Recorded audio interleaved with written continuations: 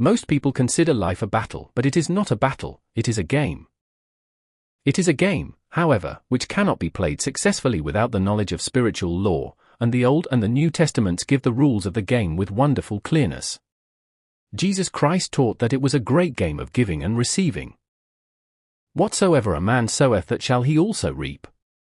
This means that whatever man sends out in word or deed will return to him. What he gives, he will receive. If he gives hate, he will receive hate. If he gives love, he will receive love. If he gives criticism, he will receive criticism. If he lies, he will be lied to. If he cheats, he will be cheated. We are taught also that the imaging faculty plays a leading part in the game of life. Keep thy heart, or imagination, with all diligence, for out of it are the issues of life. Proverbs 4 verse 23.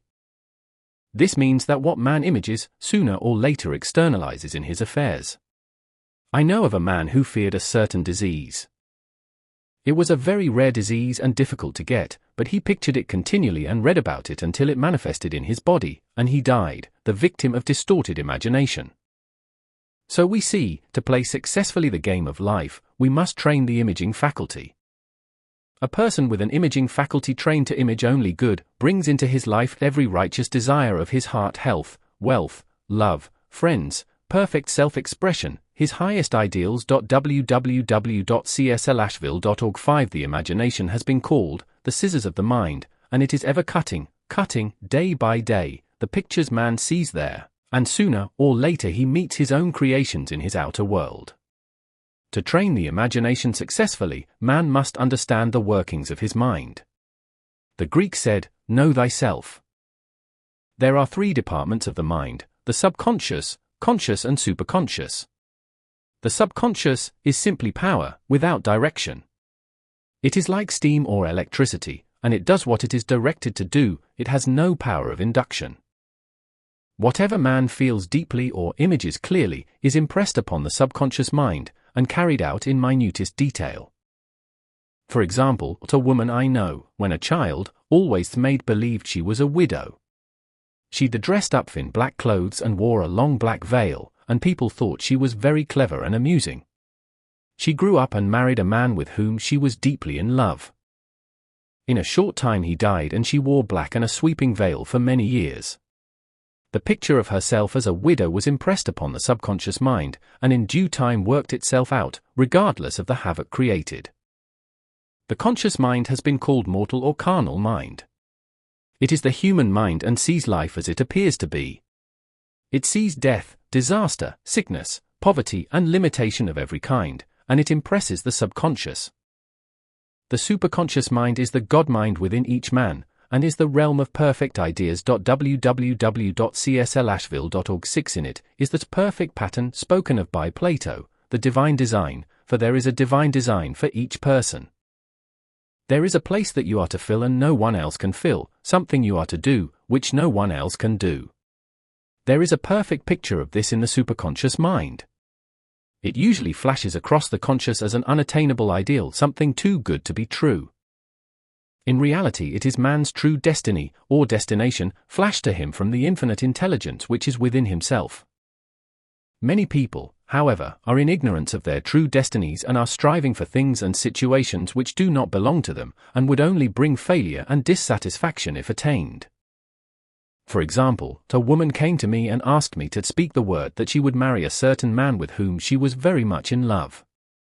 She called him A.B. I replied that this would be a violation of spiritual law, but that I would speak the word for the right man, the divine selection, the man who belonged to her by divine right. I added, if A.B. is the right man, you can't lose him, and if he isn't, you will receive his equivalent. She saw A.B. frequently, but no headway was made in their friendship.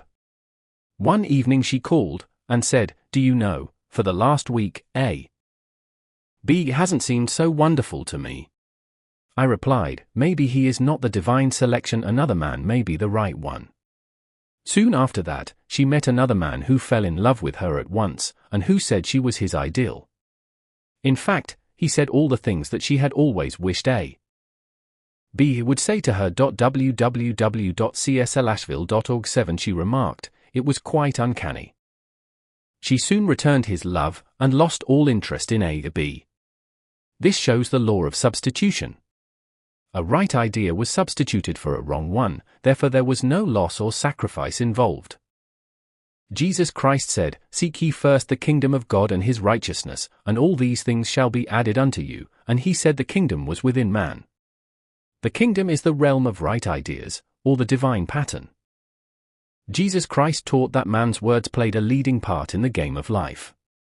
By your words ye are justified, and by your words ye are condemned. Many people have brought disaster into their lives through idle words.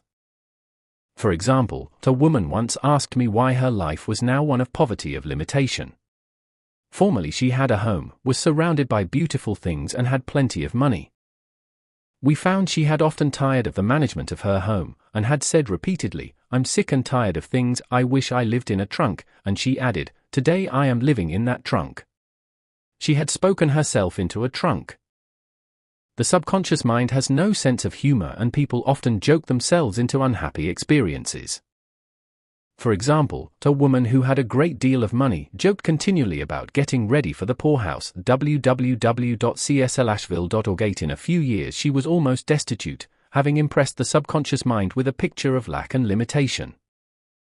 Fortunately, the law works both ways, and a situation of lack may be changed to one of plenty. For example, a woman came to me one hot summer's day for a treatment for prosperity. She was worn out, dejected and discouraged. She said she possessed just $8 in the world. I said, "Good, we'll bless the $8 and multiply them as Jesus Christ multiplied the loaves and fishes, for he taught that every man had the power to bless and to multiply, to heal and to prosper." She said, "What shall I do next?" I replied, "Follow intuition. Have you a hunch to do anything, or to go anywhere? Intuition means intuition, or to be taught from within. It is man's unerring guide, and I will deal more fully with its laws in a following chapter. The woman replied, "I don't know, I seem to have a hunch to go home, I've just enough money for car fare." Her home was in a distant city and was one of lack and limitation, and the reasoning mind, or intellect, would have said, "Stay in New York and get work and make some money." I replied, "Then go home and never violate a hunch." I spoke the following words for her: "Infinite Spirit, open the way for great abundance for _." She is an irresistible magnet for all that belongs to her by divine right. I told her to repeat it continually also.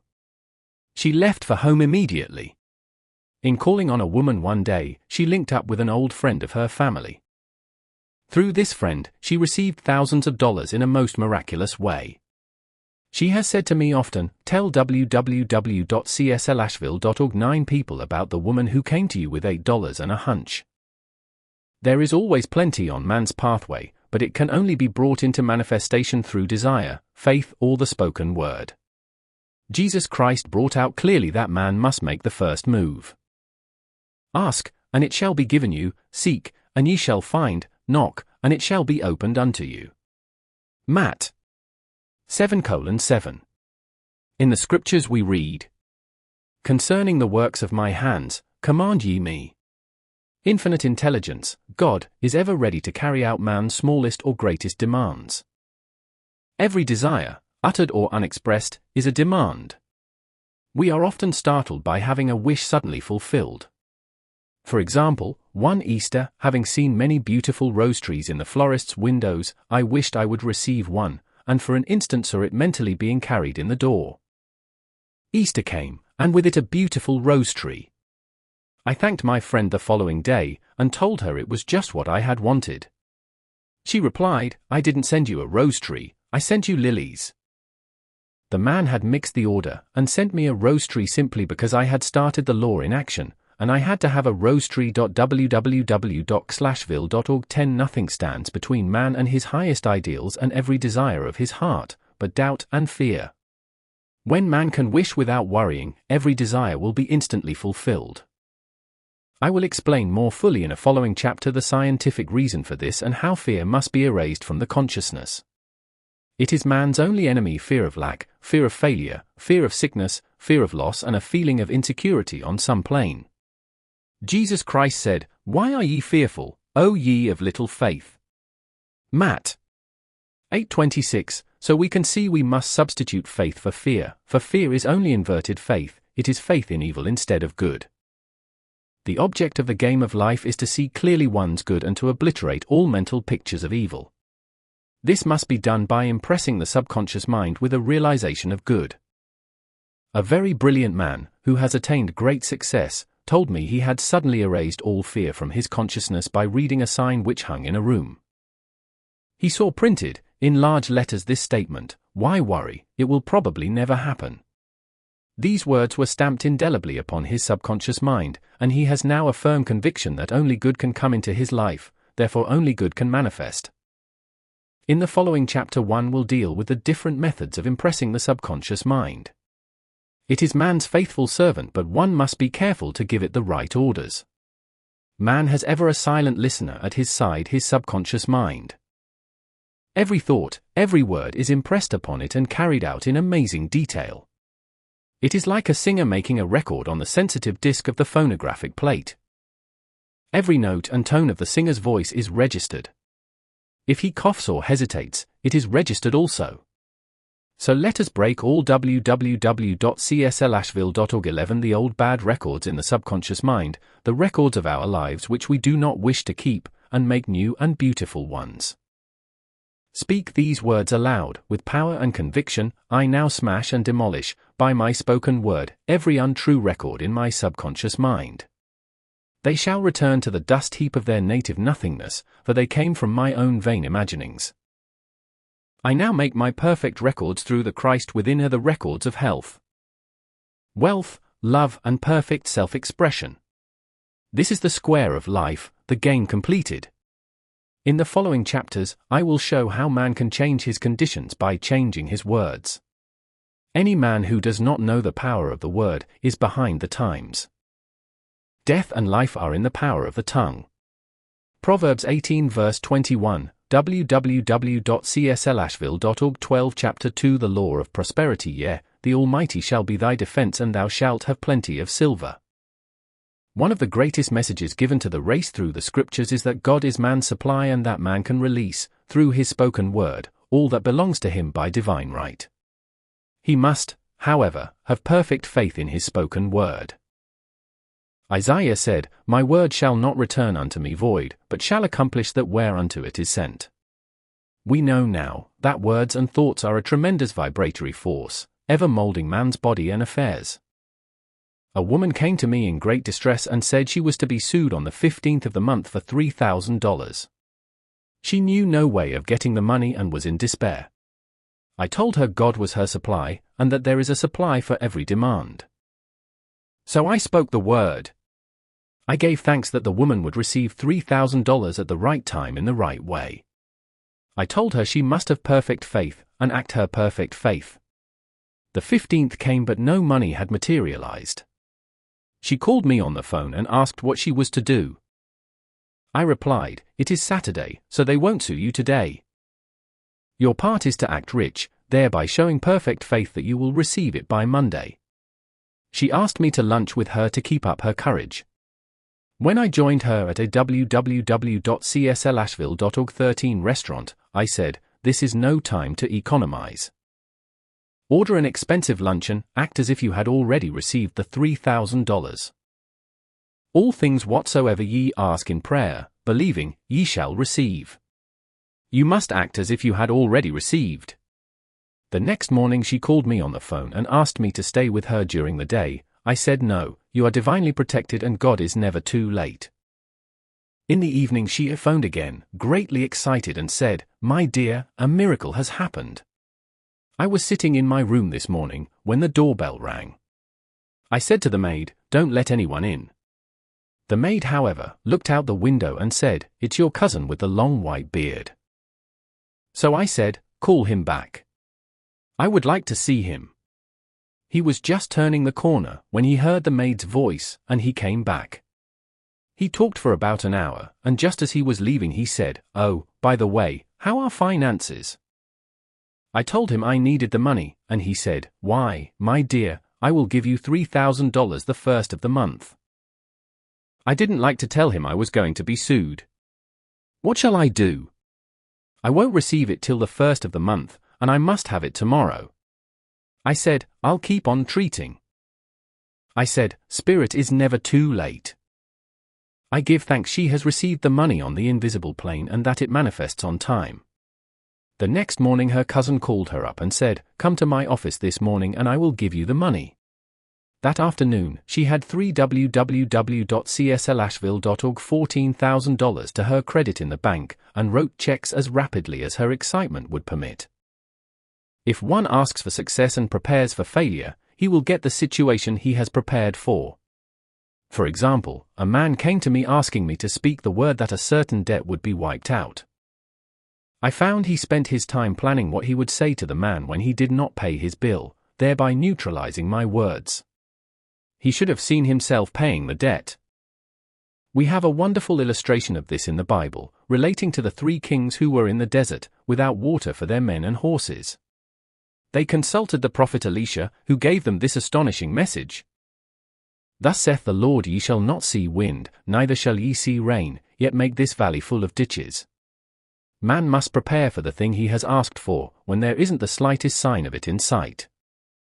For example, a woman found it necessary to look for an apartment during the year when there was a great shortage of apartments in New York. It was considered almost an impossibility, and her friends were sorry for her and said, "Isn't it too bad, you'll have to store your furniture and live in a hotel?" She replied, "You needn't feel sorry for me, I'm a Superman, and I'll get an apartment." She spoke the words, "Infinite Spirit, open the way for the right apartment." She knew there was a supply for every demand, and that she was unconditioned, working on the spiritual plane, and that one with God is a majority. www.cslashville.org 15 She had contemplated buying new blankets, when the tempter, the adverse thought or reasoning mind, suggested, "Don't buy the blankets, perhaps, after all, you won't get an apartment and you will have no use for them." She promptly replied, to herself, "I'll dig my ditches by buying the blankets." So she prepared for the apartment, acted as though she already had it. She found one in a miraculous way, and it was given to her although there were over 200 other applicants. The blankets showed active faith. It is needless to say that the ditches dug by the 3 kings in the desert were filled to overflowing. Read 2 Kings. Getting into the spiritual swing of things is no easy matter for the average person. The adverse thoughts of doubt and fear surge from the subconscious. They are the army of the aliens which must be put to flight. This explains why it is so often darkest before the dawn. A big demonstration is usually preceded by tormenting thoughts. Having made a statement of high spiritual truth, one challenges the old beliefs in the subconscious, and error is exposed to be put out. This is the time when one must make his affirmations of truth repeatedly, and rejoice and give thanks that he has already received. Before ye call, I shall answer. This means that every good and perfect gift is already man's, awaiting his recognition. Man can only receive what he sees himself receiving. www.cslashville.org 16 The children of Israel were told that they could have all the land they could see. This is true of every man. He has only the land within his own mental vision. Every great work, every big accomplishment, has been brought into manifestation through holding to the vision, and often just before the big achievement, comes apparent failure and discouragement. The children of Israel, when they reached the promised land, were afraid to go in, for they said it was filled with giants who made them feel like grasshoppers. And there we saw the giants, and we were in our own sight as grasshoppers. This is almost every man's experience. However, the one who knows spiritual law is undisturbed by appearance, and rejoices while he is yet in captivity. That is, he holds to his vision and gives thanks that the end is accomplished, he has received. Jesus Christ gave a wonderful example of this. He said to his disciples, "Say not ye, there are yet 4 months, and then cometh the harvest. Behold, I say unto you, lift up your eyes and look on the fields, for they are ripe already to harvest." His clear vision pierced the world of matter, and he saw clearly the 4th-dimensional world, things as they really are, perfect and complete in divine mind. So man must ever hold the vision of his journey's end and demand the manifestation of that which he has already received. It may be his perfect health, love, supply, self-expression, home or friends. They are all finished and perfect ideas registered in divine mind, man's own superconscious mind, and must come through him, not to him. For example, a man came to me asking for treatments for success. It was imperative that he raise, within a certain time, $50,000 for his business. The time limit was almost up when he www.cslashville.org17 came to me in despair. No one wanted to invest in his enterprise, and the bank had flatly refused a loan. I replied, "I suppose you lost your temper while at the bank, therefore your power. You can control any situation if you first control yourself. Go back to the bank," I added, "and I will treat." My treatment was, you are identified in love with the spirit of everyone connected with the bank. Let the divine idea come out of this situation. He replied, "Woman, you are talking about an impossibility. Tomorrow is Saturday, the bank closes at 12, and my train won't get me there until 10, and the time limit is up tomorrow, and anyway they won't do it. It's too late." I replied, "God doesn't need any time and is never too late. With him all things are possible." I added, "I don't know anything about business, but I know all about God." He replied, "It all sounds fine when I sit here listening to you, but when I go out it's terrible." He lived in a distant city and I did not hear from him for a week, then came a letter. It read, "You were right. I raised the money and will never again doubt the truth of all that you told me." I saw him a few weeks later, and I said, "What happened? You evidently had plenty of time, after all." He replied, "My train was late, and I got there just 15 minutes to 12. I walked into the bank quietly and said, 'I have come for the loan,' and they gave it to me without a question. It was the last 15 minutes of the time allotted to him, and Infinite Spirit was not too late. In this instance the man could never have demonstrated alone. He needed someone to help him hold to the vision. This is what one man can do for another. www.cslashville.org18 Jesus Christ knew the truth of this when he said, "If two of you shall agree on earth as touching anything that they shall ask, it shall be done for them of my Father which is in heaven." One gets too close to his own affairs and becomes doubtful and fearful. The friend or healer sees clearly the success, health, or prosperity, and never wavers, because he is not close to the situation. It is much easier to demonstrate for someone else than for oneself, so a person should not hesitate to ask for help if he feels himself wavering. A keen observer of life once said, "No man can fail if some one person sees him successful." Such is the power of the vision, and many a great man has owed his success to a wife, or sister, or a friend who believed in him and held without wavering to the perfect pattern. www.slashville.org19 Chapter 3 The Power of the Word. By thy words thou shalt be justified, and by thy words thou shalt be condemned. A person knowing the power of the word becomes very careful of his conversation. He has only to watch the reaction of his words to know that they do not return void. Through his spoken word, man is continually making laws for himself. I knew a man who said, "I always miss a car. It invariably pulls out just as I arrive." His daughter said, "I always catch a car. It's sure to come just as I get there." This occurred for years. Each had made a separate law for himself, one of failure, one of success. This is the psychology of superstitions.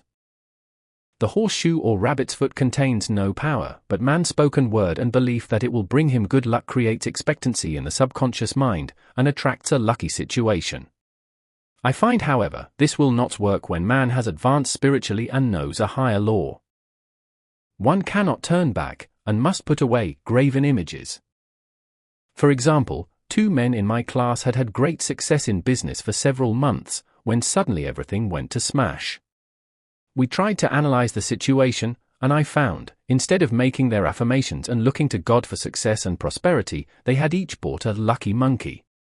I said, "Oh, I see, you have been trusting in the lucky monkeys instead of God.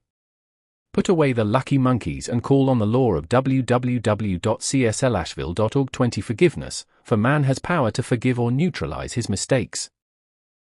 They decided to throw the lucky monkeys down a coal hole, and all went well again.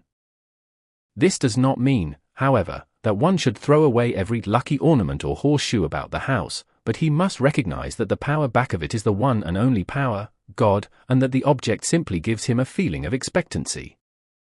I was with a friend, one day, who was in deep despair. In crossing the street, she picked up a horseshoe. Immediately, she was filled with joy and hope. She said God had sent her the horseshoe in order to keep up her courage. It was indeed, at that moment, about the only thing that could have registered in her consciousness. Her hope became faith, and she ultimately made a wonderful demonstration.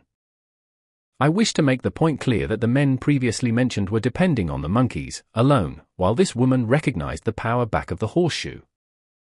I know, in my own case, it took a long while to get out of a belief that a certain thing brought disappointment. If the thing happened, disappointment invariably followed. I found the only way I could make a change in the subconscious was by asserting, there are not two powers, there is only one power, God, therefore, there are no disappointments, and this thing means a happy surprise.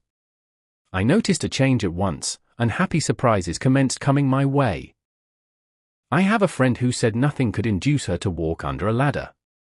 I said, if you are afraid, you are www.cslashville.org 21 giving into a belief in two powers, good and evil, instead of one. As God is absolute, there can be no opposing power, unless man makes the false law of evil for himself. To show you believe in only one power, God, and that there is no power or reality in evil, walk under the next ladder you see. Soon after, she went to her bank. She wished to open her box in the safety deposit vault, and there stood a ladder on her pathway. It was impossible to reach the box without passing under the ladder. She quailed with fear and turned back. She could not face the lion on her pathway. However, when she reached the street, my words rang in her ears and she decided to return and walk under it. It was a big moment in her life, for ladders had held her in bondage for years.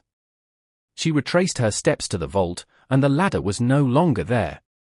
This so often happens. If one is willing to do a thing he is afraid to do, he does not have to. It is the law of non-resistance, which is so little understood. Someone has said that courage contains genius and magic. Face a situation fearlessly, and there is no situation to face, it falls away of its own weight. The explanation is, that fear attracted the ladder on the woman's pathway, and fearlessness removed it. Thus the invisible forces are ever working for man who is always pulling the strings himself, though he does not know it. Owing to the vibratory power of words, whatever man voices, he begins to attract. People who continually speak of disease invariably attract it. After man knows the truth, he cannot be too careful of his words. For example, I have a friend who often says on www.cslashville.org 22 the phone, do come to see me and have a nice old-fashioned chat. This old-fashioned chat means an hour of about 500 to 1,000 destructive words, the principal topics being loss, lack, failure and sickness. I reply, no, I thank you. I've had enough old-fashioned chats in my life, they are too expensive, but I will be glad to have a new-fashioned chat, and talk about what we want, not what we don't want. There is an old saying that man only dares use his words for three purposes, to heal, bless or prosper. What man says of others will be said of him, and what he wishes for another, he is wishing for himself. Curses, like chickens, come home to roost. If a man wishes someone bad luck, he is sure to attract bad luck himself. If he wishes to aid someone to success, he is wishing and aiding himself to success. The body may be renewed and transformed through the spoken word and clear vision, and disease be completely wiped out of the consciousness. The metaphysician knows that all disease has a mental correspondence, and in order to heal the body one must first heal the soul. The soul is the subconscious mind, and it must be saved from wrong thinking. In the 23rd Psalm, we read, He restoreth my soul. This means that the subconscious mind or soul must be restored with the right ideas, and the mystical marriage is the marriage of the soul and the spirit, or the subconscious and superconscious mind. They must be one.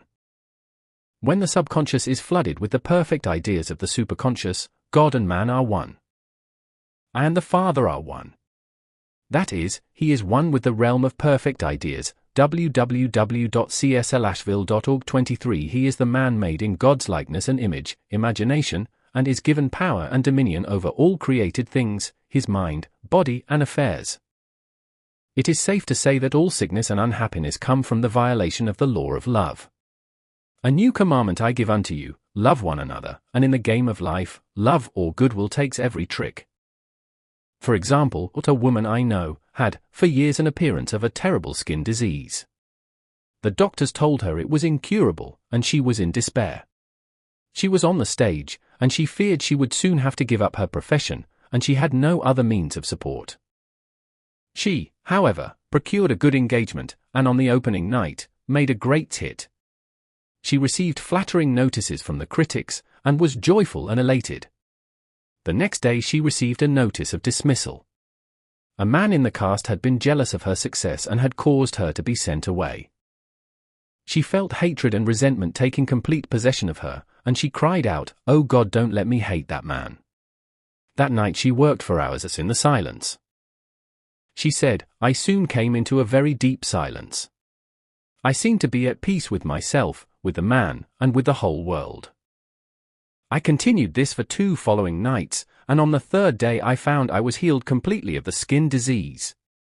In asking for love, or goodwill, she had fulfilled the law, for love is the fulfilling of the law, and the disease, which came from subconscious resentment, was wiped out.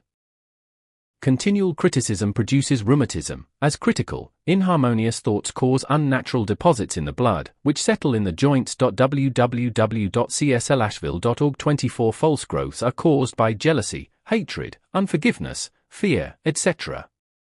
Every disease is caused by a mind not at ease. I said once, in my class, there is no use asking anyone, "What's the matter with you?" We might just as well say, "Who's the matter with you?" Unforgiveness is the most prolific cause of disease. It will harden arteries or liver, and affect the eyesight. In its train are endless ills. I called on a woman, one day, who said she was ill from having eaten a poisoned oyster. I replied, "Oh, no, the oyster was harmless, you poisoned the oyster. Who's the matter with you?" She answered, "Oh, about 19 people. She had quarreled with 19 people and had become so inharmonious that she attracted the wrong oyster." Any inharmony on the external indicates there is mental inharmony. As the within, so the without. Man's only enemies are within himself. And a man's foes shall be they of his own household. Personality is one of the last enemies to be overcome, as this planet is taking its initiation in love. It was Christ's message. Peace on earth, goodwill towards man. The enlightened man, therefore, endeavors to perfect himself upon his neighbor. His work is with himself, to send out goodwill and blessings to every man, and the marvelous thing is, that if one blesses a man he has no power to harm him. For example, a man came to me asking to treat for success in business. He was selling machinery, and a rival appeared on the scene with what he proclaimed was a better machine, and my friend feared defeat. I said, "First of all, we must wipe out all fear, and know that God protects your interests, and that the divine idea must come out of the situation. That is, the right machine. www.cslashville.org 25 will be sold, by the right man, to the right man." And I added, "Don't hold one critical thought towards that man. Bless him all day, and be willing not to sell your machine, if it isn't the divine idea." So he went to the meeting, fearless and non-resistant, and blessing the other man. He said the outcome was very remarkable. The other man's machine refused to work, and he sold his without the slightest difficulty. But I say unto you, love your enemies, bless them that curse you, do good to them that hate you, and pray for them which despitefully use you and persecute you. Goodwill produces a great aura of protection about the one who sends it, and no weapon that is formed against him shall prosper. In other words, love and goodwill destroy the enemies within oneself, therefore, one has no enemies on the external. There is peace on earth for him who sends goodwill to man. www.cslashville.org 26 Chapter for the Law of Nonresistance. Resist not evil. Be not overcome of evil, but overcome evil with good. Nothing on earth can resist an absolutely non-resistant person. The Chinese say that water is the most powerful element because it is perfectly non-resistant. It can wear away a rock and sweep all before it. Jesus Christ said, "Resist not evil," for he knew in reality there is no evil, therefore nothing to resist. Evil has come of man's vain imagination, or a belief in two powers, good and evil. There is an old legend that Adam and Eve ate of Maya, the tree of illusion, and saw two powers instead of one power, God. Therefore, evil is a false law man has made for himself, through psychoma or soul sleep. Soul sleep means that man's soul has been hypnotized by the race belief of sin, sickness and death, etc., which is carnal or mortal thought, and his affairs have outpictured his illusions. We have read in a preceding chapter that man's soul is his subconscious mind, and whatever he feels deeply, good or bad, is outpictured by that faithful servant. His body and affairs show forth what he has been picturing. The sick man has pictured sickness, the poor man, poverty, the rich man, wealth. People often say, "Why does a little child attract illness, when it is too young even to know what it means?" www.cslashville.org/27 I answer that children are sensitive and receptive to the thoughts of others about them, and often outpicture the fears of their parents. I heard a metaphysician once say, "If you do not run your subconscious mind yourself, someone else will run it for you." Mothers often, unconsciously, attract illness and disaster to their children by continually holding them in thoughts of fear and watching for symptoms. For example, a friend asked a woman if her little girl had had the measles. She replied promptly, "Not yet." This implied that she was expecting the illness and, therefore, preparing the way for what she did not want for herself and child. However, the man who is centered and established in right thinking, the man who sends out only goodwill to his fellow man, and who is without fear, cannot be touched or influenced by the negative thoughts of others. In fact, he could then receive only good thoughts, as he himself sends forth only thoughts. Resistance is hell, for it places man in a state of torment. A metaphysician once gave me a wonderful recipe for taking every trick in the game of life. It is the acme of non-resistance. He gave it in this way: at one time in my life, I baptized children, and of course, they had many names. Now I no longer baptize children, but I baptize events, but I give every event the same name. If I have a failure, I baptize it success, in the name of the Father, and of the Son, and of the Holy Ghost. www.cslashville.org/28 In this, we see the great law of transmutation, founded on non-resistance. Through his spoken word, every failure was transmuted into success. For example, a woman who required money, and who knew the spiritual law of opulence, was thrown in a business way continually, with a man who made her feel very poor. He talked lack and limitation, and she commenced to catch his poverty thoughts, so she disliked him, and blamed him for her failure. She knew in order to demonstrate her supply, she must first feel that she had received. A feeling of opulence must precede its manifestation. It dawned on her, one day, that she was resisting the situation, and seeing two powers instead of one. So she blessed the man and baptized the situation success. She affirmed, "As there is only one power, God, this man is here for my good and my prosperity, just what he did not seem to be there for." Soon after that she met, through this man, a woman who gave her for a service rendered several $1,000s, and the man moved to a distant city and faded harmoniously from her life. Make the statement, "Every man is a golden link in the chain of my good, for all men are God in manifestation, awaiting the opportunity given by man, himself, to serve the divine plan of his life." Bless your enemy, and you rob him of his ammunition. His arrows will be transmuted into blessings. This law is true of nations as well as individuals. Bless a nation, send love and goodwill to every inhabitant, and it is robbed of its power to harm. Man can only get the right idea of non-resistance through spiritual understanding. My students have often www.cslashville.org/29 said, "I don't want to be a doormat." I reply, when you use non-resistance with wisdom, no one will ever be able to walk over you. Another example, one day I was impatiently awaiting an important telephone call. I resisted every call that came in and made no outgoing calls myself, reasoning that it might interfere with the one I was awaiting. Instead of saying, "Divine ideas never conflict," the call will come at the right time. Leaving it to infinite intelligence to arrange, I commenced to manage things myself. I made the battle mine, not God's, and remained tense and anxious. The bell did not ring for about an hour, and I glanced at the phone and found the receiver had been off that length of time, and the phone was disconnected. My anxiety, fear, and belief in interference had brought on a total eclipse of the telephone.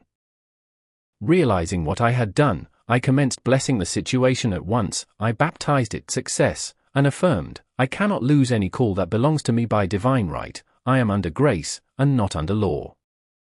A friend rushed out to the nearest telephone to notify the company to reconnect. She entered a crowded grocery, but the proprietor left his customers and attended to the call himself. My phone was connected at once, and 2 minutes later, I received a very important call, and about an hour afterwards, the one I had been awaiting. One ship's coming over a calm sea. So long as man resists a situation, he will have it with him. If he runs away from it, it will run after him. www.cslashville.org30 For example, I repeated this to a woman one day, and she replied, "How true that is." I was unhappy at home. I disliked my mother, who was critical and domineering, so I ran away and was married. But I married my mother, for my husband was exactly like my mother, and I had the same situation to face again. Agree with thine adversary quickly. This means, agree that the adverse situation is good, be undisturbed by it, and it falls away of its own weight. None of these things move me, is a wonderful affirmation. The inharmonious situation comes from some inharmony within man himself. When there is, in him, no emotional response to an inharmonious situation, it fades away forever from his pathway. So we see man's work is ever with himself. People have said to me, give treatments to change my husband, or my brother. I reply, no, I will give treatments to change you. When you change, your husband and your brother will change. One of my students was in the habit of lying. I told her it was a failure method, and if she lied, she would be lied to. She replied, I don't care, I can't possibly get along without lying. One day she was speaking on the phone to a man with whom she was very much in love. She turned to me and said, I don't trust him, I know he's lying to me. I replied, well, you lie yourself, so someone has to lie to you, and you may be sure it will be just the person you want. The www.cslashville.org31 truth from. Some time after that, I saw her, and she said, I'm cured of lying. I questioned, what cured you? She replied, I have been living with a woman who lied worse than I did. One is often cured of his faults by seeing them in others. Life is a mirror, and we find only ourselves reflected in our associates. Living in the past is a failure method and a violation of spiritual law. Jesus Christ said, behold, now is the accepted time. Now is the day of salvation. Lot's wife looked back and was turned into a pillar of salt. The robbers of time are the past and the future. Man should bless the past and forget it if it keeps him in bondage, and bless the future, knowing it has in store for him endless joys, but live fully in the now. For example, a woman came to me, complaining that she had no money with which to buy Christmas gifts. She said, last year was so different, I had plenty of money and gave lovely presents, and this year I have scarcely a cent. I replied, you will never demonstrate money while you are pathetic and live in the past. Live fully in the now, and get ready to give Christmas presents. Dig your ditches, and the money will come. www.cslashville.org32 She exclaimed, I know what to do. I will buy some tinsel twine, Christmas seals, and wrapping paper. I replied, do that, and the presents will come and stick themselves to the Christmas seals.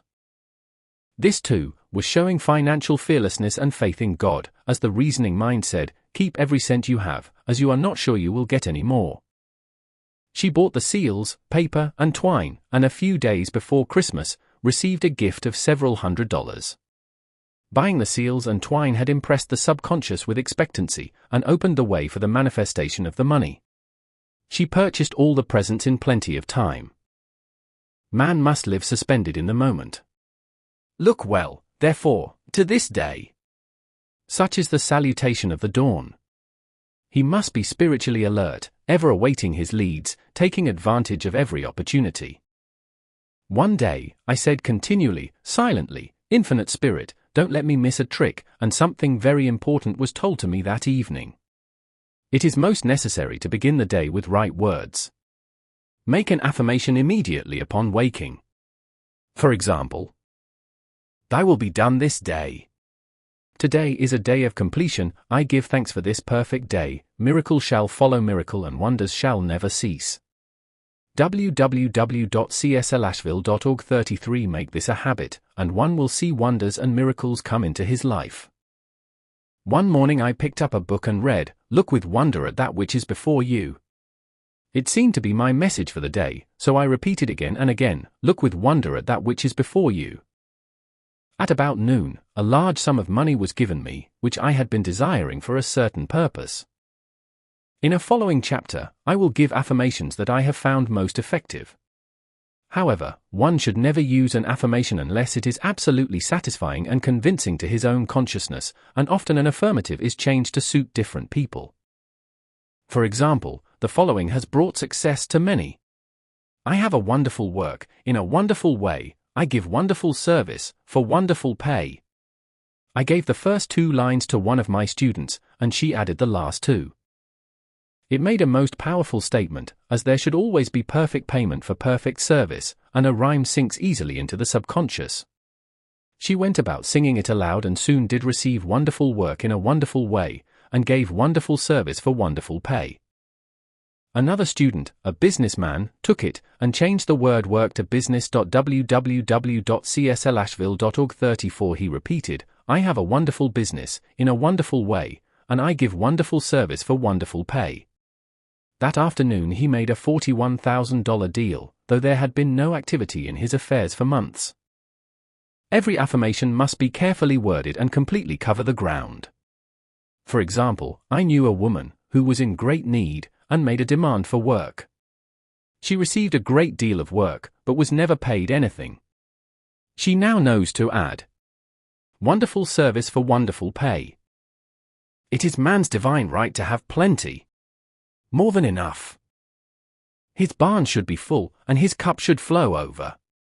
This is God's idea for man, and when man breaks down the barriers of lack in his own consciousness, the golden age will be his, and every righteous desire of his heart fulfilled. www.slashville.org 35 Chapter 5 The Law of Karma and the Law of Forgiveness.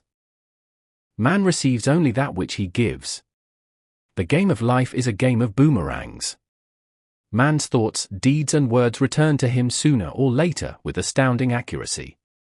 This is the law of karma, which is Sanskrit for comeback. Whatsoever a man soweth, that shall he also reap.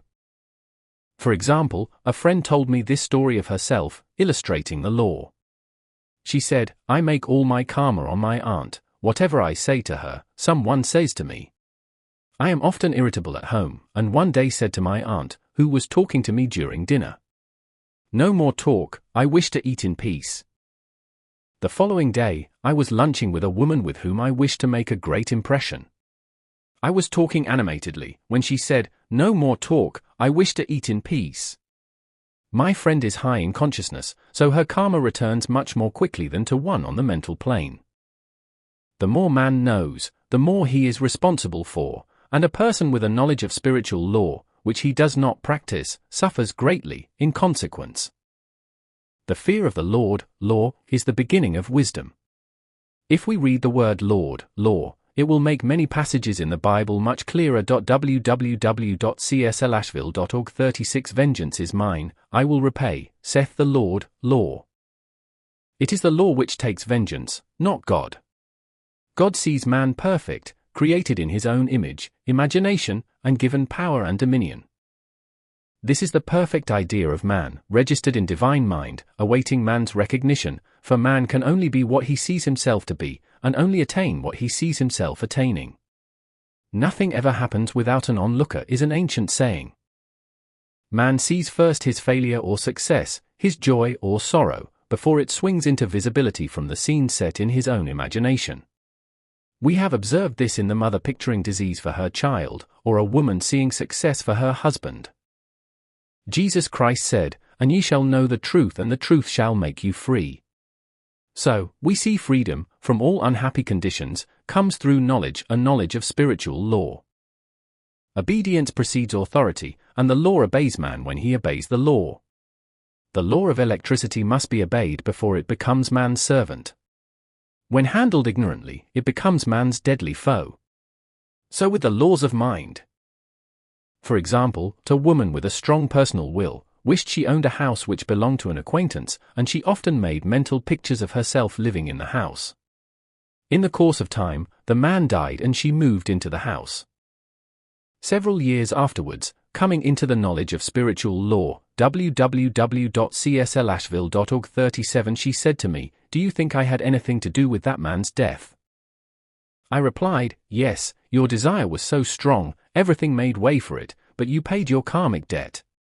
Your husband, whom you loved devotedly, died soon after, and the house was a white elephant on your hands for years."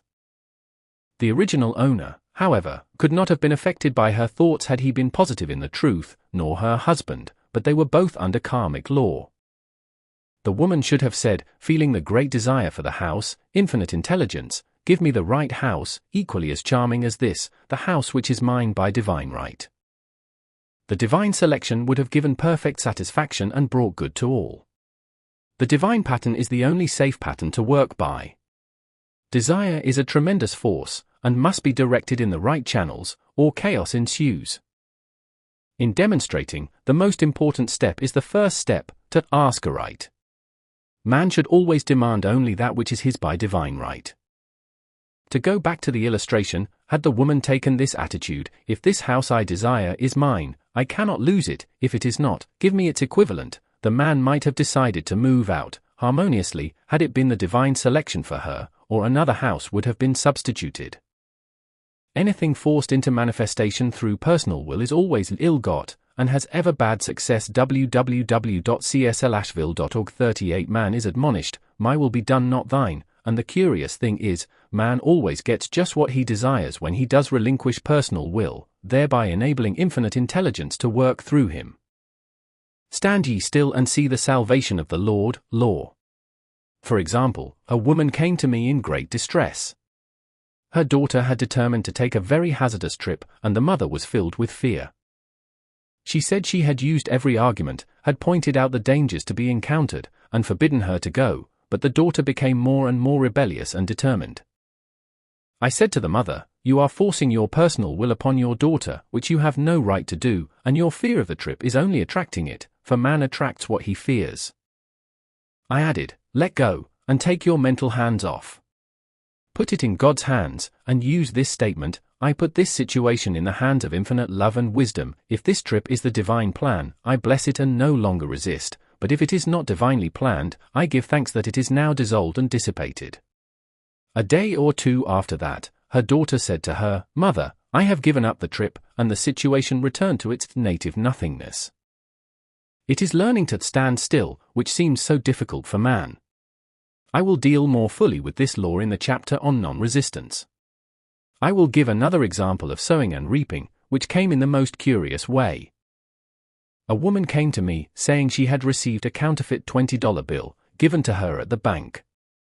She www.cslashville.org 39 was much disturbed, for, she said, the people at the bank will never acknowledge their mistake.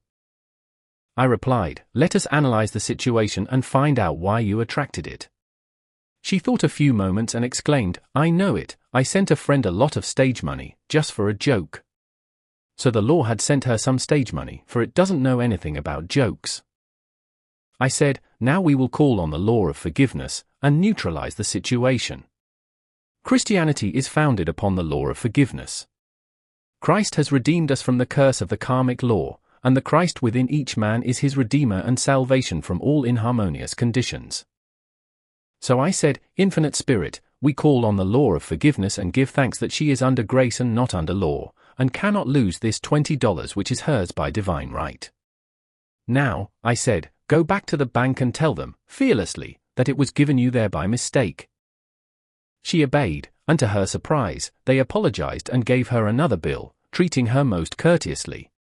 So knowledge of the law gives man power to rub out his mistakes. Man cannot force the external to be what he is not.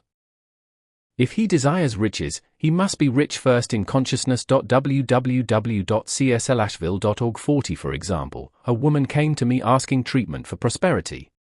She did not take much interest in her household affairs, and her home was in great disorder. I said to her, if you wish to be rich, you must be orderly. All men with great wealth are orderly, and order is heaven's first law. I added, you will never become rich with a burnt match in the pincushion. She had a good sense of humor and commenced immediately, putting her house in order. She rearranged furniture, straightened out bureau drawers, cleaned rugs, and soon made a big financial demonstration, a gift from a relative.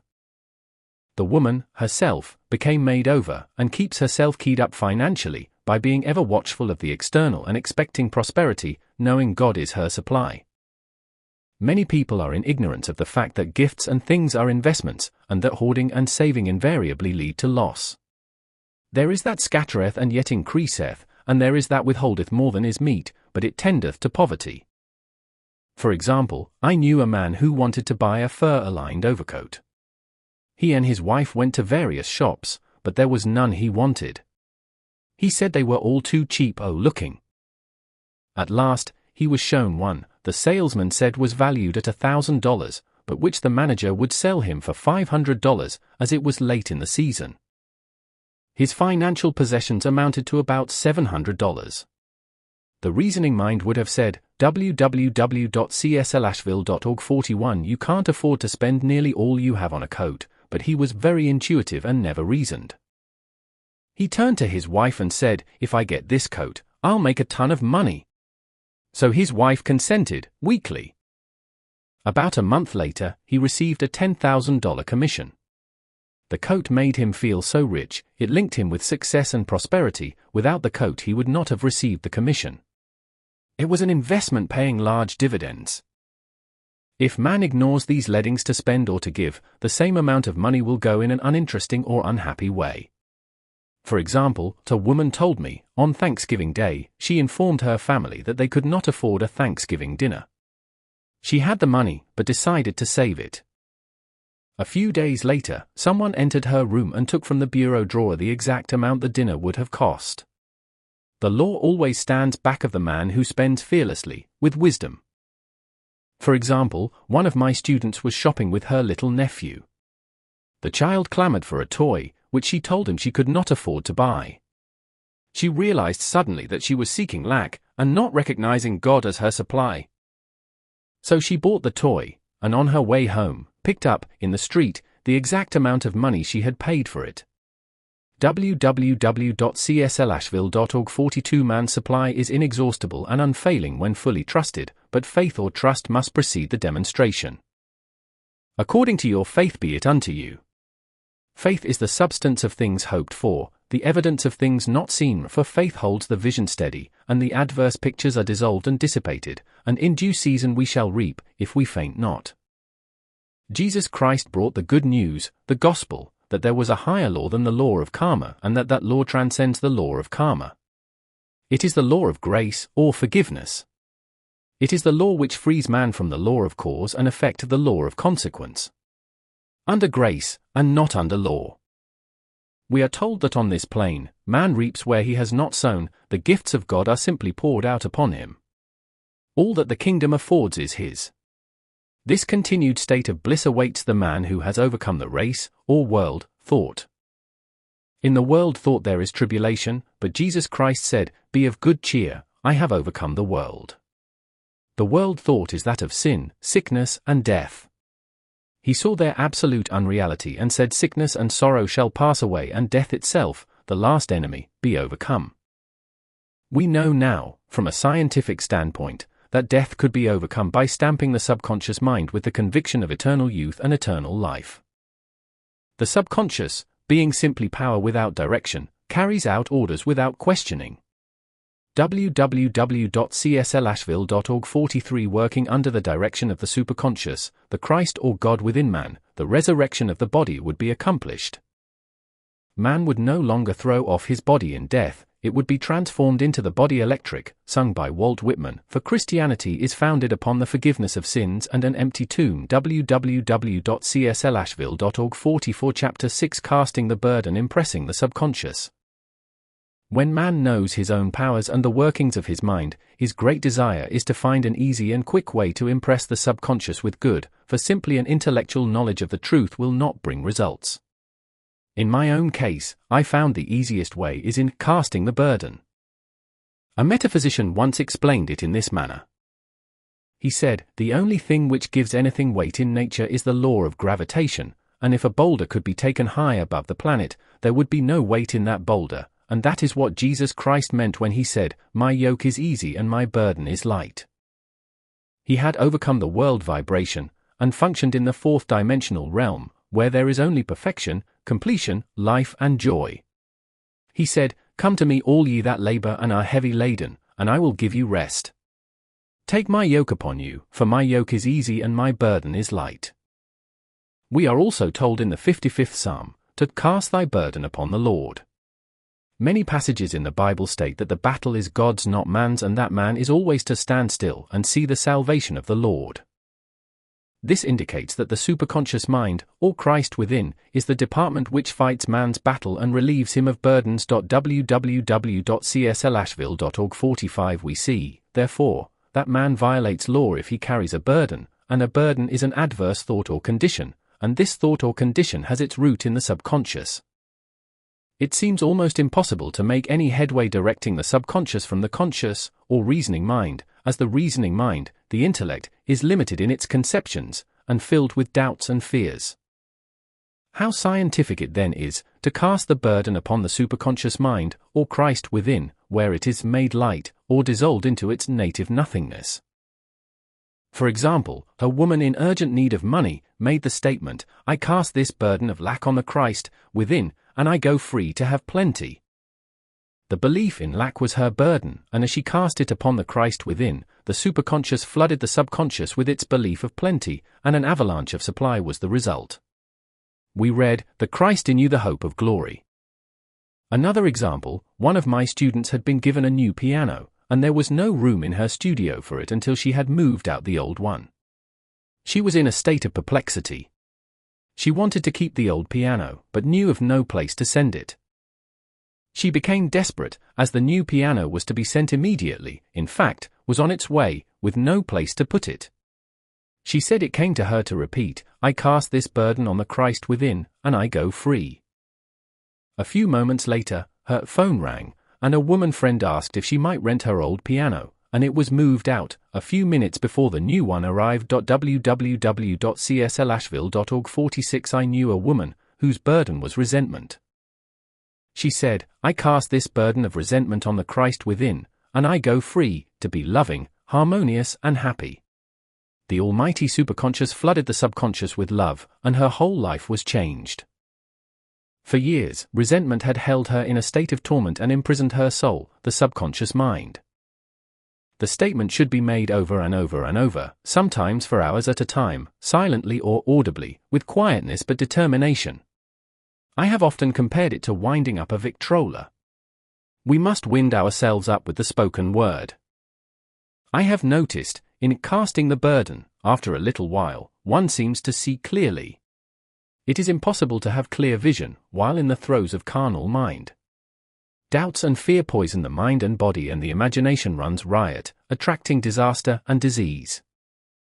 In steadily repeating the affirmation, "I cast this burden on the Christ within, and go free," the vision clears, and with it a feeling of relief, and sooner or later comes the manifestation of good, be it health, happiness or supply. One of my students once asked me to explain the darkness before the dawn. I referred in a preceding chapter to the fact that often, before the big demonstration, everything seems to go wrong, and deep depression clouds the consciousness. It means that out of the subconscious are rising the doubts and fears of the ages. These old derelicts of the subconscious rise to the surface, to be put out. It is then that man should clap his cymbals, like Jehoshaphat, and give thanks that he is saved, even though www.cslashville.org 47 he seems surrounded by the enemy, the situation of lack or disease. The student continued, "How long must one remain in the dark?" And I replied, "Until one can see in the dark, and casting the burden enables one to see in the dark." In order to impress the subconscious, active faith is always essential. Faith without works is dead. In these chapters 1 have endeavored to bring out this point. Jesus Christ showed active faith when he commanded the multitude to sit down on the ground, before he gave thanks for the loaves and the fishes. I will give another example showing how necessary this step is. In fact, active faith is the bridge over which man passes to his promised land. Through misunderstanding, a woman had been separated from her husband, whom she loved deeply. He refused all offers of reconciliation and would not communicate with her in any way. Coming into the knowledge of spiritual law, she denied the appearance of separation. She made this statement: "There is no separation in divine mind, therefore, I cannot be separated from the love and companionship which are mine by divine right." She showed active faith by arranging a place for him at the table every day, thereby impressing the subconscious with a picture of his return. Over a year passed, but she never wavered, and one day he walked in. The subconscious is often impressed through music. Music has a fourth-dimensional quality and releases the www.cslashville.org 48 soul from imprisonment. It makes wonderful things seem possible, and easy of accomplishment. I have a friend who uses her Victrola daily for this purpose. It puts her in perfect harmony and releases the imagination. Another woman often dances while making her affirmations. The rhythm and harmony of music and motion carry her words forth with tremendous power. The student must remember also not to despise the day of small things. Invariably, before a demonstration, come signs of land. Before Columbus reached America, he saw birds and twigs which showed him land was near. So it is with a demonstration, but often the student mistakes it for the demonstration itself, and is disappointed. For example, a woman had spoken the word for a set of dishes. Not long afterwards a friend gave her a dish which was old and cracked. She came to me and said, "Well, I asked for a set of dishes, and all I got was a cracked plate." I replied, "The plate was only signs of land. It shows your dishes are coming, look upon it as birds and seaweed," and not long afterwards the dishes came. Continually making believe impresses the subconscious. If one makes believe he is rich, and makes believe he is successful, in due time he will reap. www.cslashville.org 49 children are always making believe, and except ye be converted, and become as little children, ye shall not enter the kingdom of heaven. For example, I know of a woman who was very poor, but no one could make her feel poor. She earned a small amount of money from rich friends, who constantly reminded her of her poverty, and to be careful and saving. Regardless of their admonitions, she would spend all her earnings on a hat or make someone a gift, and be in a rapturous state of mind. Her thoughts were always centered on beautiful clothes and rings and things, but without envying others. She lived in the world of the wondrous, and only riches seemed real to her. Before long she married a rich man, and the rings and things became visible. I do not know whether the man was the divine selection, but opulence had to manifest in her life, as she had imaged only opulence. There is no peace or happiness for man until he has erased all fear from the subconscious. Fear is misdirected energy and must be redirected, or transmuted into faith. Jesus Christ said, "Why are ye fearful, O ye of little faith? All things are possible to him that believeth." I am asked so often by my students, how can I get rid of fear? I reply, by walking up to the thing you are afraid of. The lion takes its fierceness from your fear. www.cslashville.org 50 Walk up to the lion, and he will disappear, run away and he runs after you. I have shown in previous chapters how the lion of lack disappeared when the individual spent money fearlessly, showing faith that God was his supply and therefore, unfailing. Many of my students have come out of the bondage of poverty, and are now bountifully supplied, through losing all fear of letting money go out. The subconscious is impressed with the truth that God is the giver and gift, therefore as one is one with the giver, he is one with the gift. A splendid statement is, I now thank God the giver for God the gift. Man has so long separated himself from his good and his supply, through thoughts of separation and lack, that sometimes it takes dynamite to dislodge these false ideas from the subconscious, and the dynamite is a big situation.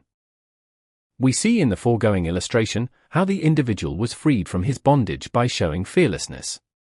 Man should watch himself hourly to detect if his motive for action is fear or faith. Choose ye this day whom we shall serve, fear or faith. Perhaps one's fear is of personality. Then do not avoid the people feared, be willing to meet them cheerfully, and they will either prove golden links in the chain of one's good, or disappear harmoniously from one's pathway. Perhaps one's fear is of disease or germs. Then one should be fearless and undisturbed in a germ-laden situation, and he would be immune. www.cslashville.org 51.1 can only contract germs while vibrating at the same rate as the germ, and fear drags men down to the level of the germ. Of course, the disease-laden germ is the product of carnal mind, as all thought must objectify. Germs do not exist in the superconscious or divine mind, therefore are the product of man's vain imagination. In the twinkling of an eye, man's release will come when he realizes there is no power in evil. The material world will fade away, and the fourth-dimensional world, the world of the wondrous, will swing into manifestation. And I saw a new heaven, and a new earth, and there shall be no more death, neither sorrow nor crying, neither shall there be any more pain, for the former things are passed away. www.cslashville.org 52 Chapter 7 Love. Every man on this planet is taking his initiation in love.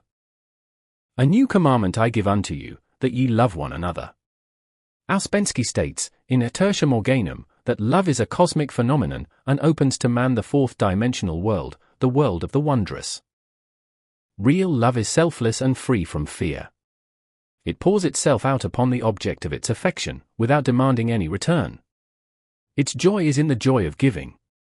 Love is God in manifestation, and the strongest magnetic force in the universe. Pure, unselfish love draws to itself its own, it does not need to seek or demand. Scarcely anyone has the faintest conception of real love.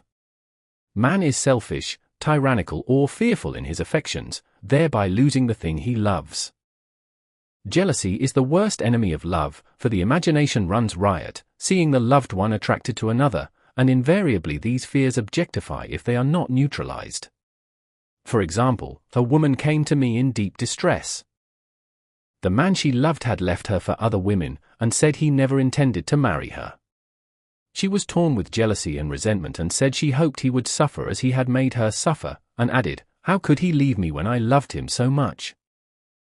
I replied, "You are not loving that man, you are hating him," and added, "You can never receive what you have never given. Give a perfect love and you will receive a perfect love. Perfect yourself on this man.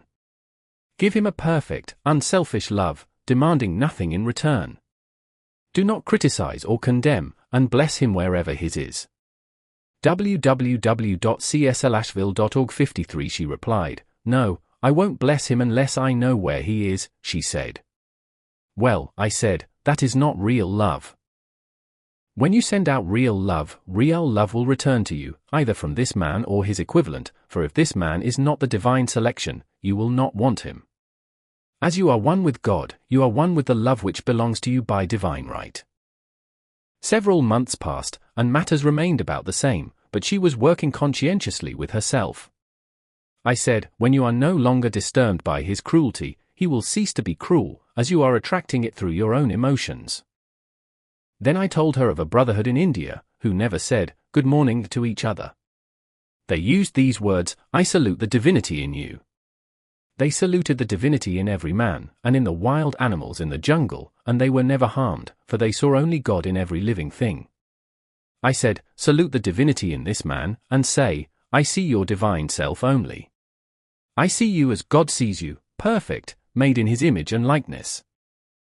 She found she was becoming more poised, and gradually losing her resentment. He was a captain, and she always called him the capital. One day, she said, suddenly, "God bless the cap wherever he is." I replied, "Now that is real love, and when you have become a complete circle, and are no longer disturbed by the situation, you will have his love, or attract its equivalent. www.cslashville.org 54 I was moving at this time, and did not have a telephone, so was out of touch with her for a few weeks, when one morning I received a letter saying, "We are married." At the earliest opportunity, I paid her a call. My first words were, "What happened?" "Oh," she exclaimed, "a miracle." One day I woke up and all suffering had ceased. I saw him that evening and he asked me to marry him. We were married in about a week, and I have never seen a more devoted man. There is an old saying, "No man is your enemy, no man is your friend, every man is your teacher." So one should become impersonal and learn what each man has to teach him, and soon he would learn his lessons and be free. The woman's lover was teaching her selfless love, which every man, sooner or later, must learn. Suffering is not necessary for man's development, it is the result of violation of spiritual law, but few people seem able to rouse themselves from their soul sleep without it. When people are happy, they usually become selfish, and automatically the law of karma is set in action. Man often suffers loss through lack of appreciation. I knew a woman who had a very nice husband, but she said often, "I don't care anything about being married, but that is nothing against my husband. I'm simply not interested in married life." She had other interests, and scarcely remembered she had a husband. She only thought of him when she saw him. One day her husband told her he was in love with www.cslashville.org 55 another woman, and left. She came to me in distress and resentment. I replied, "It is exactly what you spoke the word for. You said you didn't care anything about being married, so the subconscious worked to get you unmarried." She said, "Oh yes, I see. People get what they want, and then feel very much hurt." She soon became in perfect harmony with the situation, and knew they were both much happier apart. When a woman becomes indifferent or critical, and ceases to be an inspiration to her husband, he misses the stimulus of their early relationship and is restless and unhappy. A man came to me dejected, miserable and poor. His wife was interested in the science of numbers, and had had him read. It seems the report was not very favorable, for he said, "My wife says I'll never amount to anything because I am a 2. I replied, "I don't care what your number is, you are a perfect idea in divine mind, and we will demand the success and prosperity which are already planned for you by that infinite intelligence." Within a few weeks, he had a very fine position, and a year or 2 later, he achieved a brilliant success as a writer. No man is a success in business unless he loves his work. The picture the artist paints for love of his art is his greatest work. The pot boiler is always something to live down. www.cslashville.org 56 No man can attract money if he despises it. Many people are kept in poverty by saying, "Money means nothing to me, and I have a contempt for people who have it." This is the reason so many artists are poor. Their contempt for money separates them from it. I remember hearing one artist say of another, "He's no good as an artist, he has money in the bank." This attitude of mind, of course, separates man from his supply. He must be in harmony with a thing in order to attract it. Money is God in manifestation, as freedom from want and limitation, but it must be always kept in circulation and put to right uses. Hoarding and saving react with grim vengeance. This does not mean that man should not have houses and lots, stocks and bonds, for the barns of the righteous man shall be full. It means man should not hoard even the principal, if an occasion arises, when money is necessary. In letting it go out fearlessly and cheerfully, he opens the way for more to come in, for God is man's unfailing and inexhaustible supply.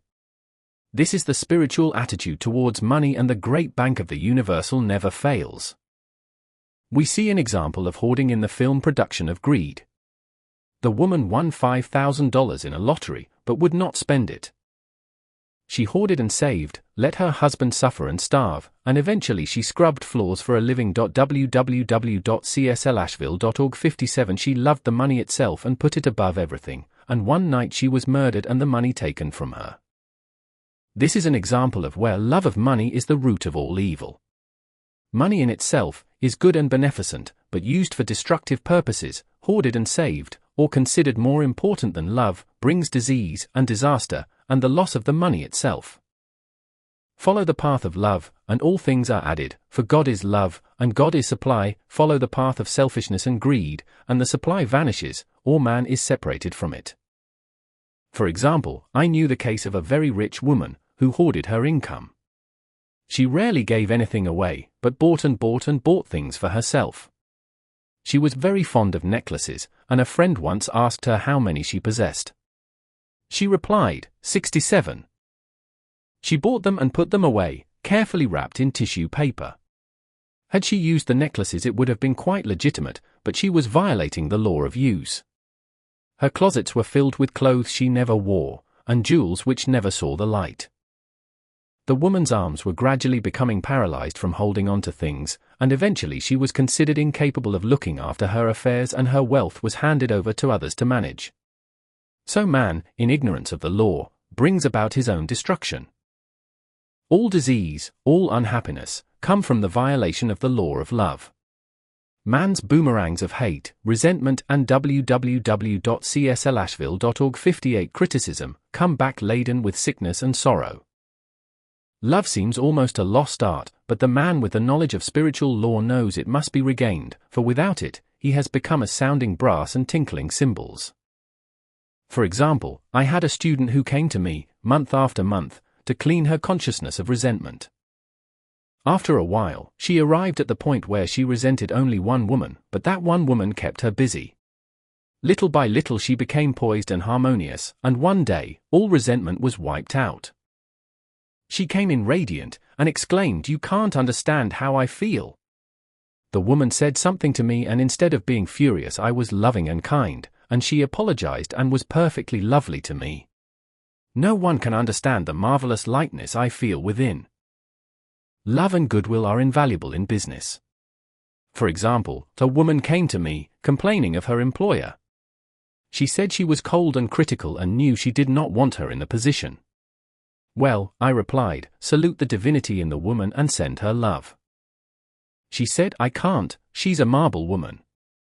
I answered, you remember the story of the sculptor who asked for a certain piece of marble. He was asked why he wanted it, and he replied, because there is an angel in the marble, and out of it he produced a wonderful work of art. www.cslashville.org 59. She said, very well, I'll try it. A week later she came back and said, I did what you told me to, and now the woman is very kind, and took me out in her car. People are sometimes filled with remorse for having done someone an unkindness, perhaps years ago. If the wrong cannot be righted, its effect can be neutralized by doing someone a kindness in the present. This one thing I do, forgetting those things which are behind and reaching forth unto those things where are before. Sorrow, regret, and remorse tear down the cells of the body, and poison the atmosphere of the individual. A woman said to me in deep sorrow, treat me to be happy and joyous, for my sorrow makes me so irritable with the members of my family that I keep making more karma. I was asked to treat a woman who was mourning for her daughter. I denied all belief in loss and separation, and affirmed that God was the woman's joy, love and peace. The woman gained her poise at once, but sent word by her son, not to treat any longer, because she was so happy, it wasn't respectable. So mortal mind loves to hang on to its griefs and regrets. I knew a woman who went about bragging of her troubles, so, of course, she always had something to brag about. www.cslashville.org 60. The old idea was if a woman did not worry about her children, she was not a good mother.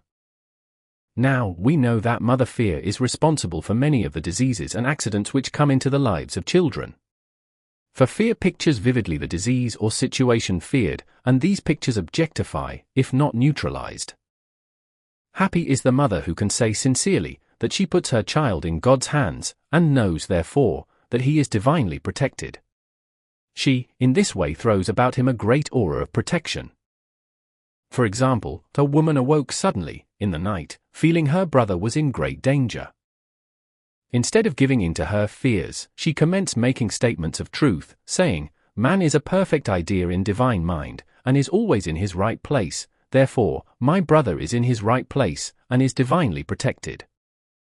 The next day she found that her brother had been in close proximity to an explosion in a mine, but had miraculously escaped. So man is his brother's keeper, in thought, and every man should know that the thing he loves dwells in the secret place of the Most High, and abides under the shadow of the Almighty. There shall no evil befall thee, neither shall any plague come nigh thy dwelling. www.cslashville.org 61 Perfect love casteth out fear. He that feareth is not made perfect in love, and love is the fulfilling of the law. www.cslashville.org 62 Chapter 8 Intuition or Guidance. In all thy ways acknowledge him, and he shall direct thy paths. There is nothing too great of accomplishment for the man who knows the power of his word, and who follows his intuitive leads. By the word he starts in action unseen forces and can rebuild his body or remold his affairs. It is, therefore, of the utmost importance to choose the right words, and the student carefully selects the affirmation he wishes to catapult into the invisible. He knows that God is his supply, that there is a supply for every demand, and that his spoken word releases this supply. Ask and ye shall receive. Man must make the first move. Draw nigh to God and he will draw nigh to you. I have often been asked just how to make a demonstration. I reply, speak the word and then do not do anything until you get a definite lead. Demand the lead, saying, Infinite Spirit, reveal to me the way, let me know if there is anything for me to do. The answer will come through intuition, or hunch, a chance remark from someone, or a passage in a book, etc., etc. The answers are sometimes quite startling in their exactness. For example, a woman desired a large sum of money. She spoke the words, Infinite Spirit, open the way. www.cslashville.org 63 For my immediate supply, let all that is mine by divine right now reach me, in great avalanches of abundance. Then she added, give me a definite lead, let me know if there is anything for me to do. The thought came quickly, give a certain friend, who had helped her spiritually, $100. She told her friend, who said, wait and get another lead, before giving it. So she waited, and that day met a woman who said to her, I gave someone $1 today, it was just as much for me, as it would be for you to give someone 100. This was indeed an unmistakable lead, so she knew she was right in giving the $100. It was a gift which proved a great investment, for shortly after that, a large sum of money came to her in a remarkable way.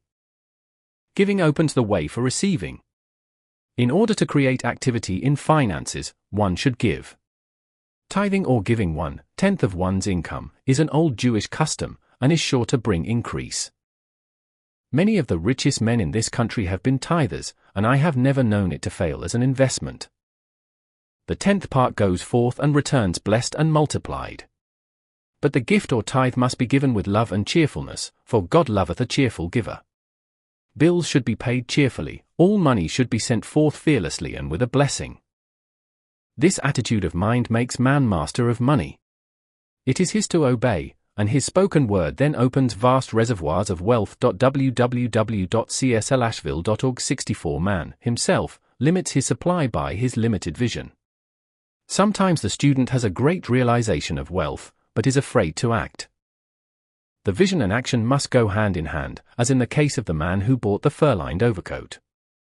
A woman came to me asking me to speak the word for a position. So I demanded, Infinite Spirit, open the way for this woman's right position. Never ask for just a position, ask for the right position, the place already planned in divine mind, as it is the only one that will give satisfaction. I then gave thanks that she had already received, and that it would manifest quickly. Very soon, she had 3 positions offered her, 2 in New York and 1 in Palm Beach, and she did not know which to choose. I said, ask for a definite lead. The time was almost up and was still undecided, when one day, she telephoned, when I woke up this morning, I could smell Palm Beach. She had been there before and knew its balmy fragrance. I replied, well, if you can smell Palm Beach from here, it is certainly your lead. She accepted the position, and it proved a great success. Often one's lead comes at an unexpected time. One day, I was walking down the street when I suddenly felt a strong urge to go to a certain bakery, a block or 2 away. The reasoning mind resisted, arguing, there is nothing there that you want. www.cslashville.org 65 However, I had learned not to reason, so I went to the bakery, looked at everything, and there was certainly nothing there that I wanted, but coming out I encountered a woman I had thought of often, and who was in great need of the help which I could give her. So often, one goes for one thing and finds another. Intuition is a spiritual faculty and does not explain, but simply points the way. A person often receives a lead during a treatment. The idea that comes may seem quite irrelevant, but some of God's leadings are mysterious. In the class, one day, I was treating that each individual would receive a definite lead. A woman came to me afterwards and said, "While you were treating, I got the hunch to take my furniture out of storage and get an apartment." The woman had come to be treated for health. I told her I knew in getting a home of her own, her health would improve, and I added, "I believe your trouble, which is a congestion, has come from having things stored away. Congestion of things causes congestion in the body. You have violated the law of use, and your body is paying the penalty." So I gave thanks that divine order was established in her mind, body, and affairs. People little dream of how their affairs react on the body. There is a mental correspondence for every disease. A person might receive instantaneous healing through the realization of his body being a perfect idea in divine mind, and, therefore, whole and perfect, but if he continues his destructive thinking, hoarding, hating, fearing, condemning, the disease will return. www.cslashville.org 66 Jesus Christ knew that all sickness came from sin, but admonished the leper after the healing, to go and sin no more, lest a worse thing come upon him. So man's soul, or subconscious mind, must be washed whiter than snow, for permanent healing, and the metaphysician is always delving deep for the correspondence. Jesus Christ said, "Condemn not lest ye also be condemned. Judge not, that ye be judged." Many people have attracted disease and unhappiness through condemnation of others. What man condemns in others, he attracts to himself. For example, a friend came to me in anger and distress, because her husband had deserted her for another woman. She condemned the other woman and said continually, she knew he was a married man and had no right to accept his attentions. I replied, "Stop condemning the woman, bless her, and be through with the situation, otherwise, you are attracting the same thing to yourself." She was deaf to my words, and a year or two later became deeply interested in a married man, herself. Man picks up a live wire whenever he criticizes or condemns, and may expect a shock. www.cslashville.org 67 Indecision is a stumbling block in many a pathway. In order to overcome it, make the statement, repeatedly, "I am always under direct inspiration, I make right decisions, quickly." These words impress the subconscious, and soon one finds himself awake and alert, making his right moves without hesitation.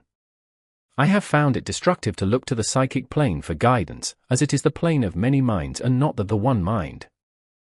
As man opens his mind to subjectivity, he becomes a target for destructive forces.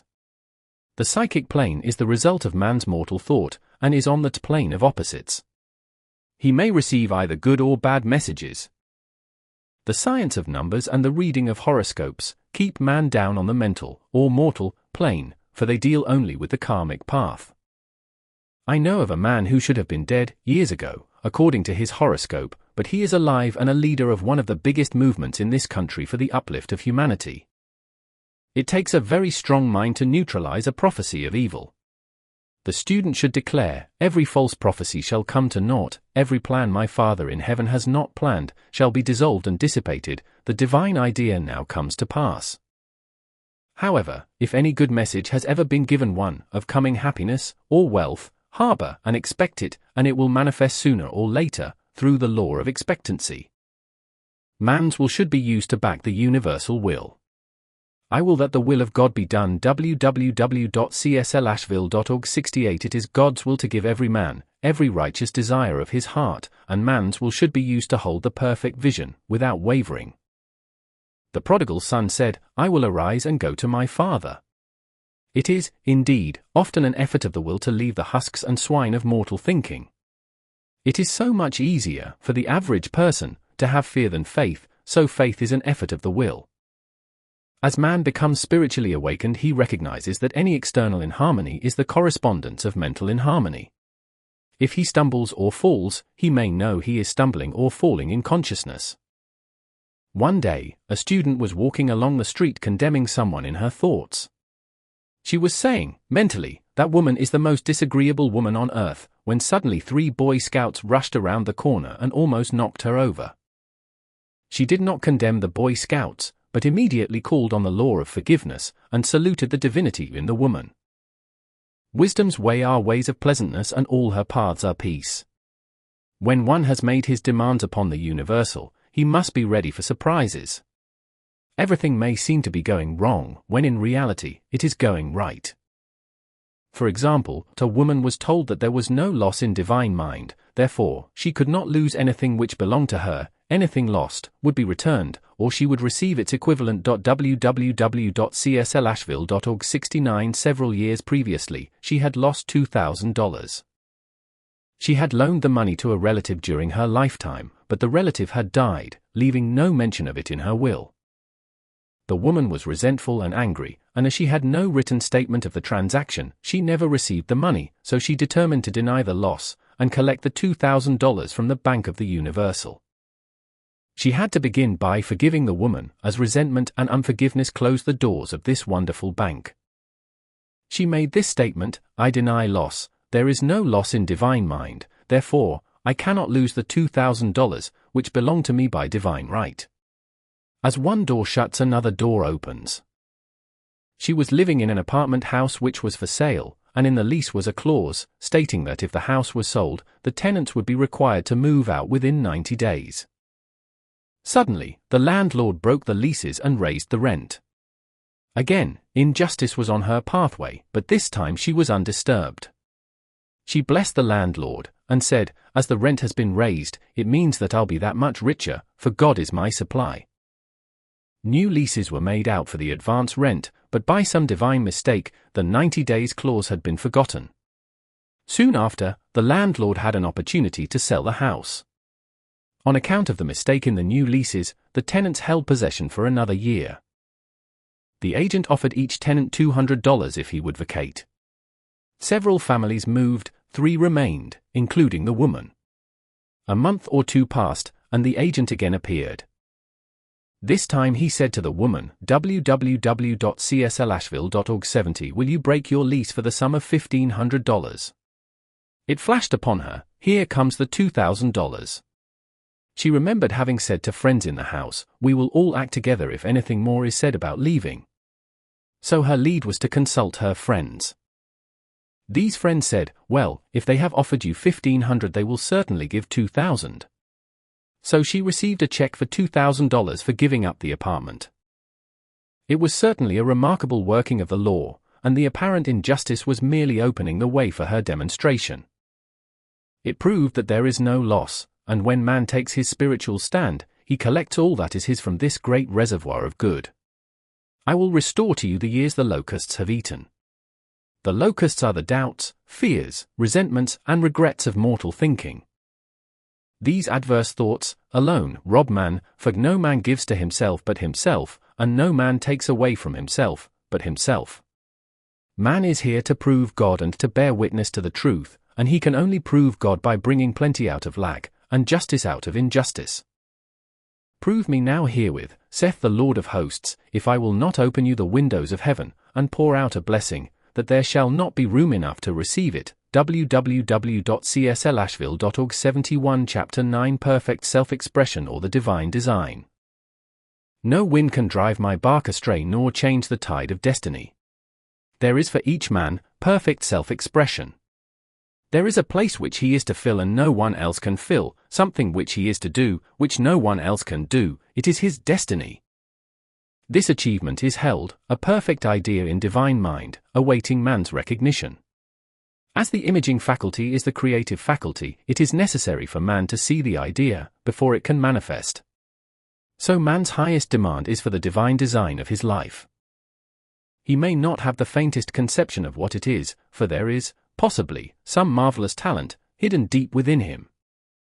His demand should be, "Infinite Spirit, open the way for the divine design of my life to manifest. Let the genius within me now be released. Let me see clearly the perfect plan." The perfect plan includes health, wealth, love, and perfect self-expression. This is the square of life, which brings perfect happiness. When one has made this demand, he may find great changes taking place in his life, for nearly every man has wandered far from the divine design. www.cslashville.org 72 I know, in one woman's case, it was as though a cyclone had struck her affairs, but readjustments came quickly, and new and wonderful conditions took the place of old ones. Perfect self-expression will never be labor, but of such absorbing interest that it will seem almost like play. The student knows, also, as man comes into the world financed by God, the supply needed for his perfect self-expression will be at hand. Many a genius has struggled for years with the problem of supply, when his spoken word and faith would have released quickly the necessary funds. For example, after the class, one day, a man came to me and handed me a cent. He said, "I have just 7 cents in the world, and I'm going to give you one, for I have faith in the power of your spoken word. I want you to speak the word for my perfect self-expression and prosperity." I spoke the word, and did not see him again until a year later. He came in one day, successful and happy, with a roll of yellow bills in his pocket. He said, "Immediately after you spoke the word, I had a position offered me in a distant city, and am now demonstrating health, happiness, and supply." A woman's perfect self-expression may be in becoming a perfect wife, a perfect mother, a perfect homemaker, and not necessarily in having a public career. Demand definite leads, and the way will be made easy and successful. www.cslashville.org 73 One should not visualize or force a mental picture.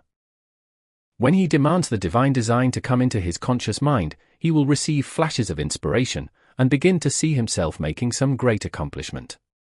This is the picture, or idea, he must hold without wavering.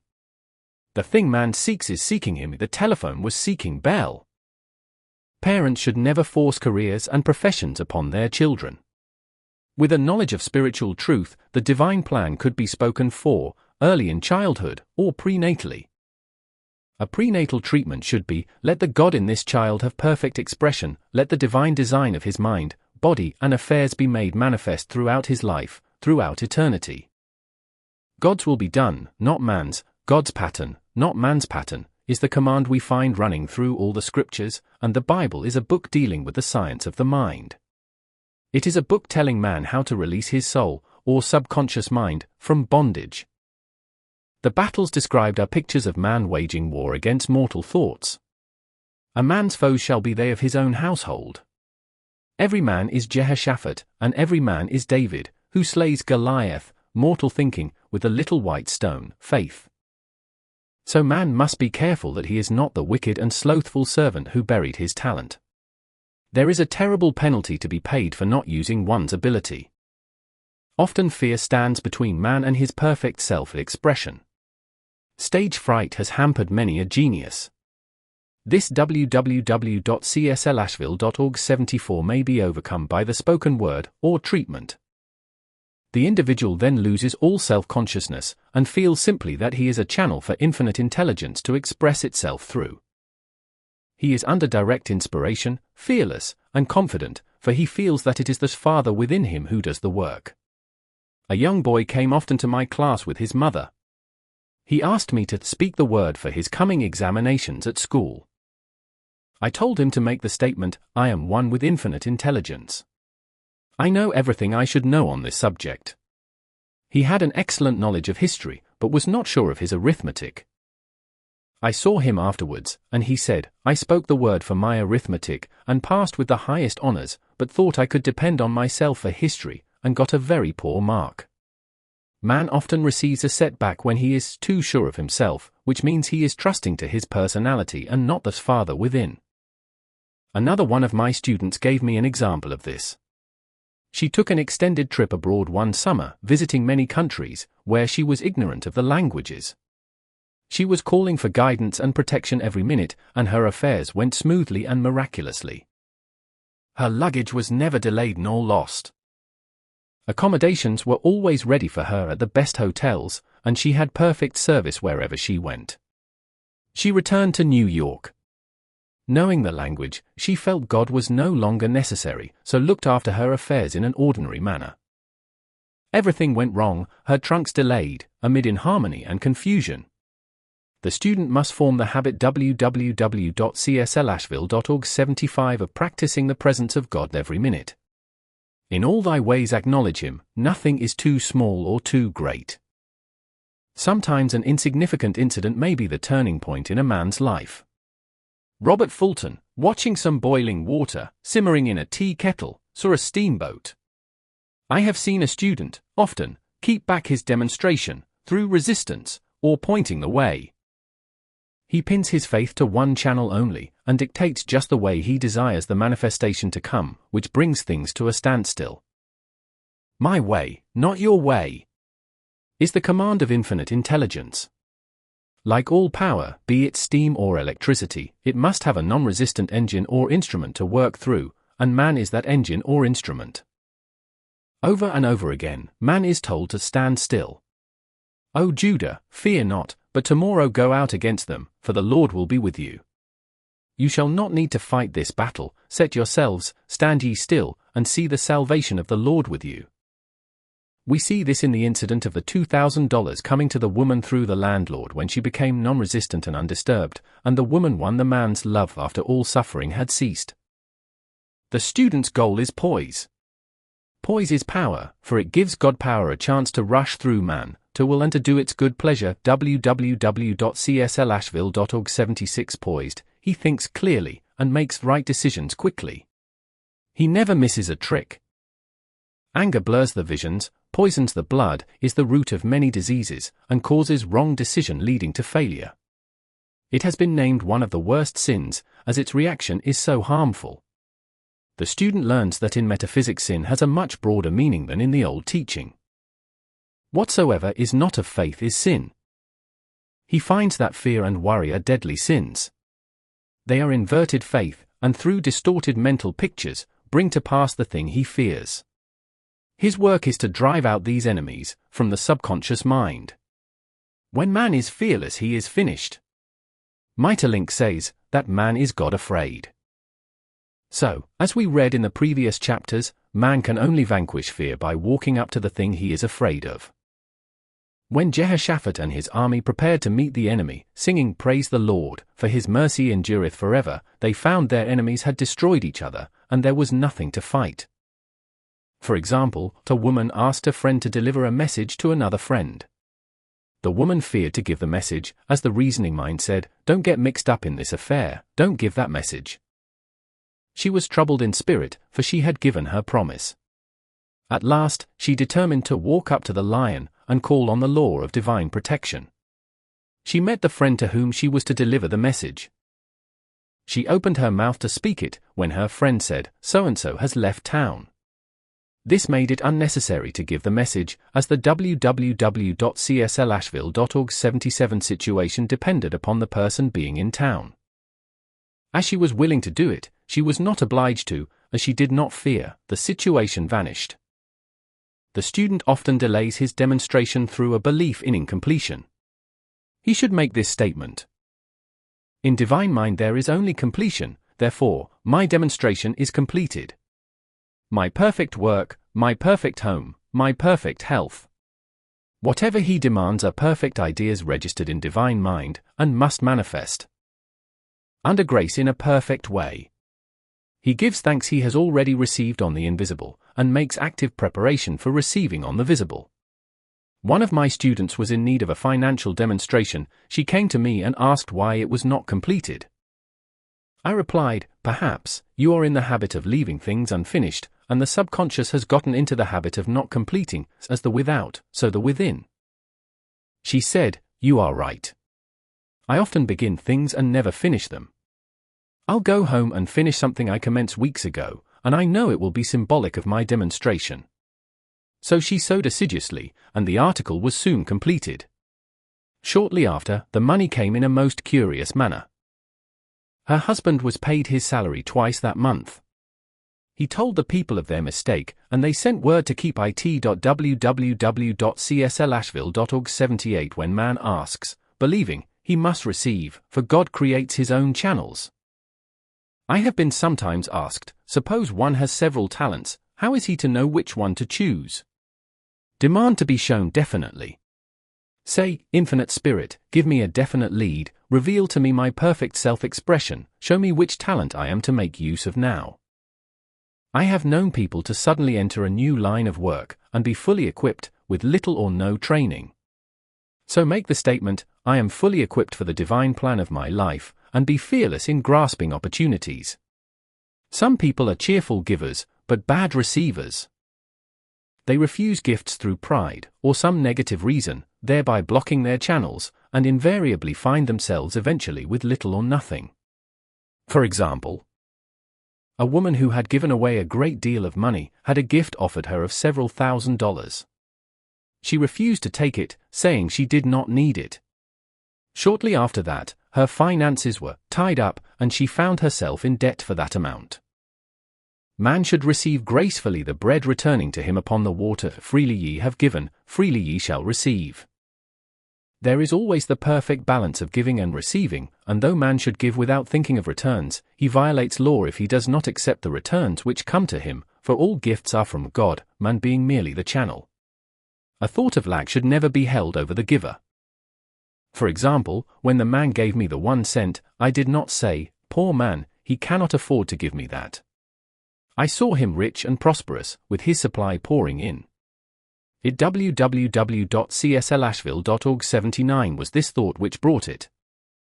If one has been a bad receiver, he must become a good one, and take even a postage stamp if it is given him, and open up his channels for receiving.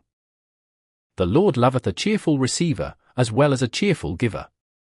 I have often been asked why one man is born rich and healthy, and another poor and sick.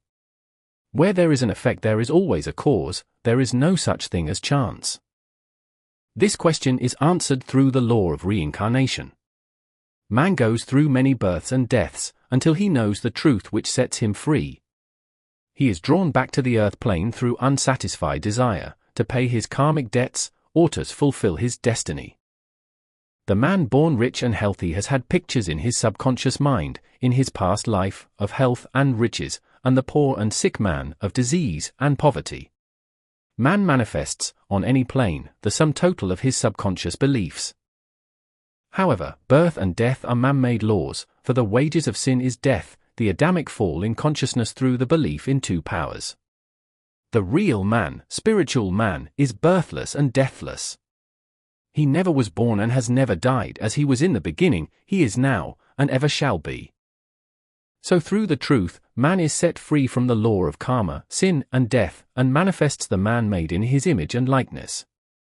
Man's freedom comes through www.cslashville.org 80 fulfilling his destiny, bringing into manifestation the divine design of his life.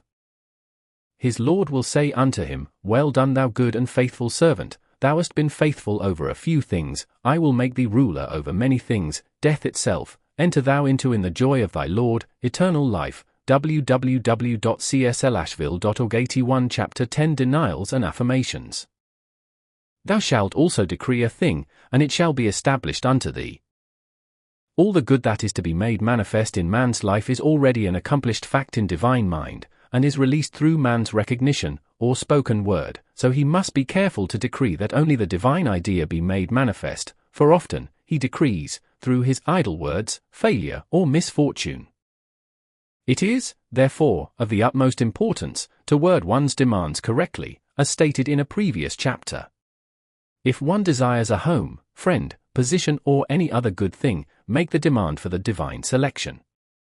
For example, Infinite Spirit, open the way for my right home, my right friend, my right position. I give thanks it now manifests under grace in a perfect way. The latter part of the statement is most important. For example, I knew a woman who demanded $1,000. Her daughter was injured and they received $1,000 indemnity, so it did not come in a perfect way. The demand should have been worded in this way.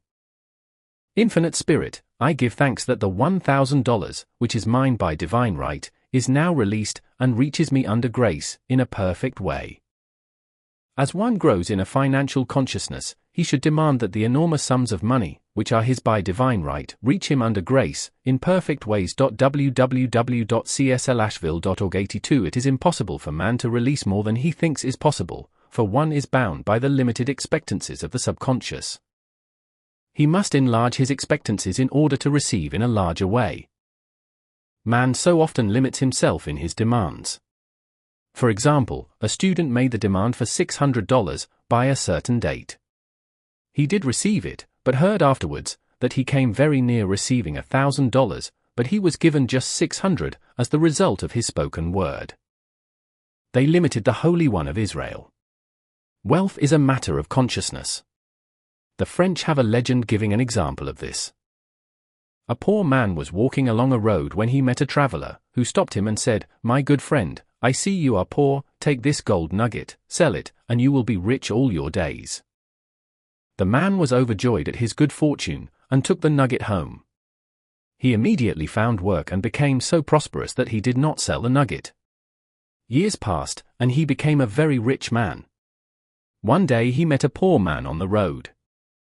He stopped him and said, "My good friend, I will give you this gold nugget, which, if you sell, will make you rich for life." The mendicant took the nugget, had it valued, and found it was only brass. So we see, the first man became rich through feeling rich, thinking the nugget was gold.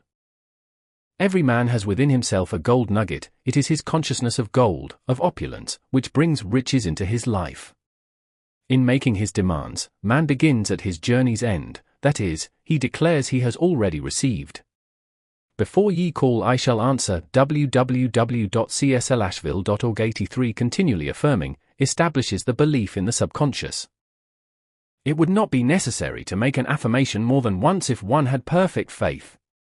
One should not plead or supplicate, but give thanks, repeatedly, that he has received. The desert shall rejoice and blossom as the rose. This rejoicing while yet in the desert state of consciousness opens the way for release. The Lord's Prayer is in the form of command and demand. Give us this day our daily bread, and forgive us our debts as we forgive our debtors, and ends in praise, for thine is the kingdom and the power and the glory, forever. Amen. Concerning the works of my hands, command ye me. So prayer is command and demand, praise and thanksgiving.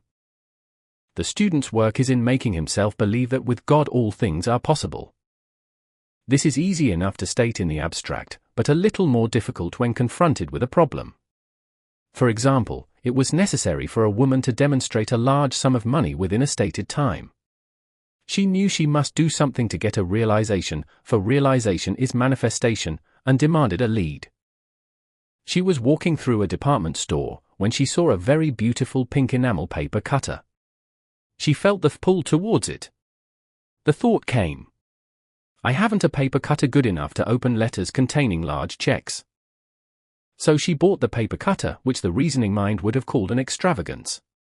When she held it in her hand, she had a flash of a picture of herself opening an envelope containing a large check, and in a few weeks, www.cslashville.org. 84 she received the money.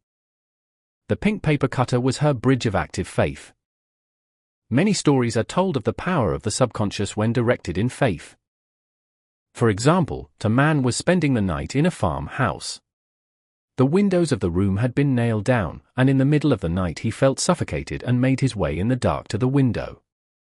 He could not open it, so he smashed the pane with his fist, drew in draughts of fine fresh air, and had a wonderful night's sleep. The next morning, he found he had smashed the glass of a bookcase and the window had remained closed during the whole night. He had supplied himself with oxygen, simply by his thought of oxygen. When a student starts out to demonstrate, he should never turn back. Let not that man who wavers think that he shall receive anything of the Lord. A colored student once made this wonderful statement. When I asks the Father for anything, I puts my foot down, and I says, Father, I'll take nothing less than I've asked for, but more. So man should never compromise, having done all will stand. This is sometimes the most difficult time of demonstrating. The temptation comes to give up, to turn back, to compromise. He also serves who only stands and waits. Demonstrations often come at the 11th hour, because man then lets go, that is, stops reasoning, and infinite intelligence has a chance to work. www.cslashville.org. 85 Man's dreary desires are answered drearily, and his impatient desires, long delayed or violently fulfilled. For example, a woman asked me why she was constantly losing or breaking her glasses. We found she often said to herself and others, with vexation, "I wish I could get rid of my glasses." So her impatient desire was violently fulfilled. What she should have demanded was perfect eyesight, but what she registered in the subconscious was simply the impatient desire to be rid of her glasses, so they were continually being broken or lost. 2 attitudes of mind cause loss, depreciation, as in the case of the woman who did not appreciate her husband, or fear of loss, which makes a picture of loss in the subconscious. When a student is able to let go of his problem, cast his burden, he will have instantaneous manifestation. For example, a woman was out during a very stormy day and her umbrella was blown inside out. She was about to make a call on some people whom she had never met and she did not wish to make her first appearance with a dilapidated umbrella. She could not throw it away, as it did not belong to her. So in desperation, she exclaimed, "Oh God, you take charge of this umbrella, I don't know what to do." A moment later, a voice behind her said, "Lady, do you want your umbrella mended?" There stood an umbrella mender. She replied, "Indeed, I do. www.cslashville.org 86. The man mended the umbrella, while she went into the house to pay her call, and when she returned, she had a good umbrella. So there is always an umbrella mender at hand, on man's pathway, when one puts the umbrella, or situation, in God's hands. One should always follow a denial with an affirmation. For example, I was called on the phone, late one night, to treat a man whom I had never seen. He was apparently very ill. I made the statement, "I deny this appearance of disease.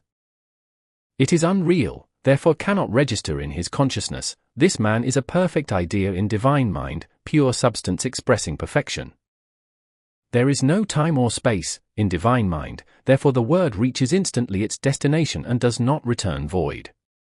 I have treated patients in Europe and have found that the result was instantaneous." I am asked so often the difference between visualizing and visioning. Visualizing is a mental process governed by the reasoning or conscious mind. Visioning is a spiritual process, governed by intuition, or the superconscious mind. The student should train his mind to receive these flashes of inspiration, and work out the divine pictures, through definite leads. When a man can say, "I desire only that which God desires for me," his false desires fade from the consciousness, and a new set of blueprints are given him, by the master architect, the God within. God's plan for each man transcends the limitation of the reasoning mind, and is always the square of life, containing health, wealth, love and perfect self-expression. Many a man is building for himself, in imagination, a bungalow, when he should be building a palace. www.cslashville.org 87. If a student tries to force a demonstration, through the reasoning mind, he brings it to a standstill. "I will hasten it, saith the Lord." He should act only through intuition, or definite leads. Rest in the Lord and wait patiently. Trust also in Him, and He will bring it to pass. I have seen the law work in the most astonishing manner. For example, a student stated that it was necessary for her to have $100 by the following day. It was a debt of vital importance which had to be met. I spoke the word, declaring, Spirit was never too late, and that the supply was at hand. That evening she phoned me of the miracle. She said that the thought came to her to go to her safety deposit box at the bank to examine some papers. She looked over the papers, and at the bottom of the box was a new $100 bill. She was astounded, and said she knew she had never put it there, for she had gone through the papers many times. It may have been a materialization, as Jesus Christ materialized the loaves and fishes. Man will reach the stage where his word is made flesh, or materialized, instantly. The fields, ripe with the harvest, will manifest immediately, as in all of the miracles of Jesus Christ. There is a tremendous power alone in the name Jesus Christ. It stands for truth made manifest. He said, "Whatsoever ye ask the Father, in my name, he will give it to you." The power of this name raises the student into the fourth dimension, where he is freed from all astral and psychic influences, and he becomes unconditioned and absolute, as God himself is unconditioned and absolute. www.cslashville.org 88. I have seen many healings accomplished by using the words, in the name of Jesus Christ. Christ was both person and principle, and the Christ within each man is his Redeemer and salvation. The Christ within is his own fourth-dimensional self, the man made in God's image and likeness. This is the self which has never failed, never known sickness or sorrow, was never born and has never died. It is the resurrection and the life of each man. No man cometh to the Father save by the Son, means that God, the universal, working on the plane of the particular, becomes the Christ in man, and the Holy Ghost, means God in action. So daily, man is manifesting the Trinity of Father, Son, and Holy Ghost. Man should make an art of thinking. The master thinker is an artist, and is careful to paint only the divine designs upon the canvas of his mind, and he paints these pictures with masterly strokes of power and decision, having perfect faith that there is no power to mar their perfection, and that they shall manifest in his life, the ideal made real. All power is given man, through right thinking, to bring his heaven upon his earth, and this is the goal of the game of life. The simple rules are fearless faith, non-resistance, and love. May each reader be now freed from that thing which has held him in bondage through the ages, standing between him and his own, and know the truth which makes him free.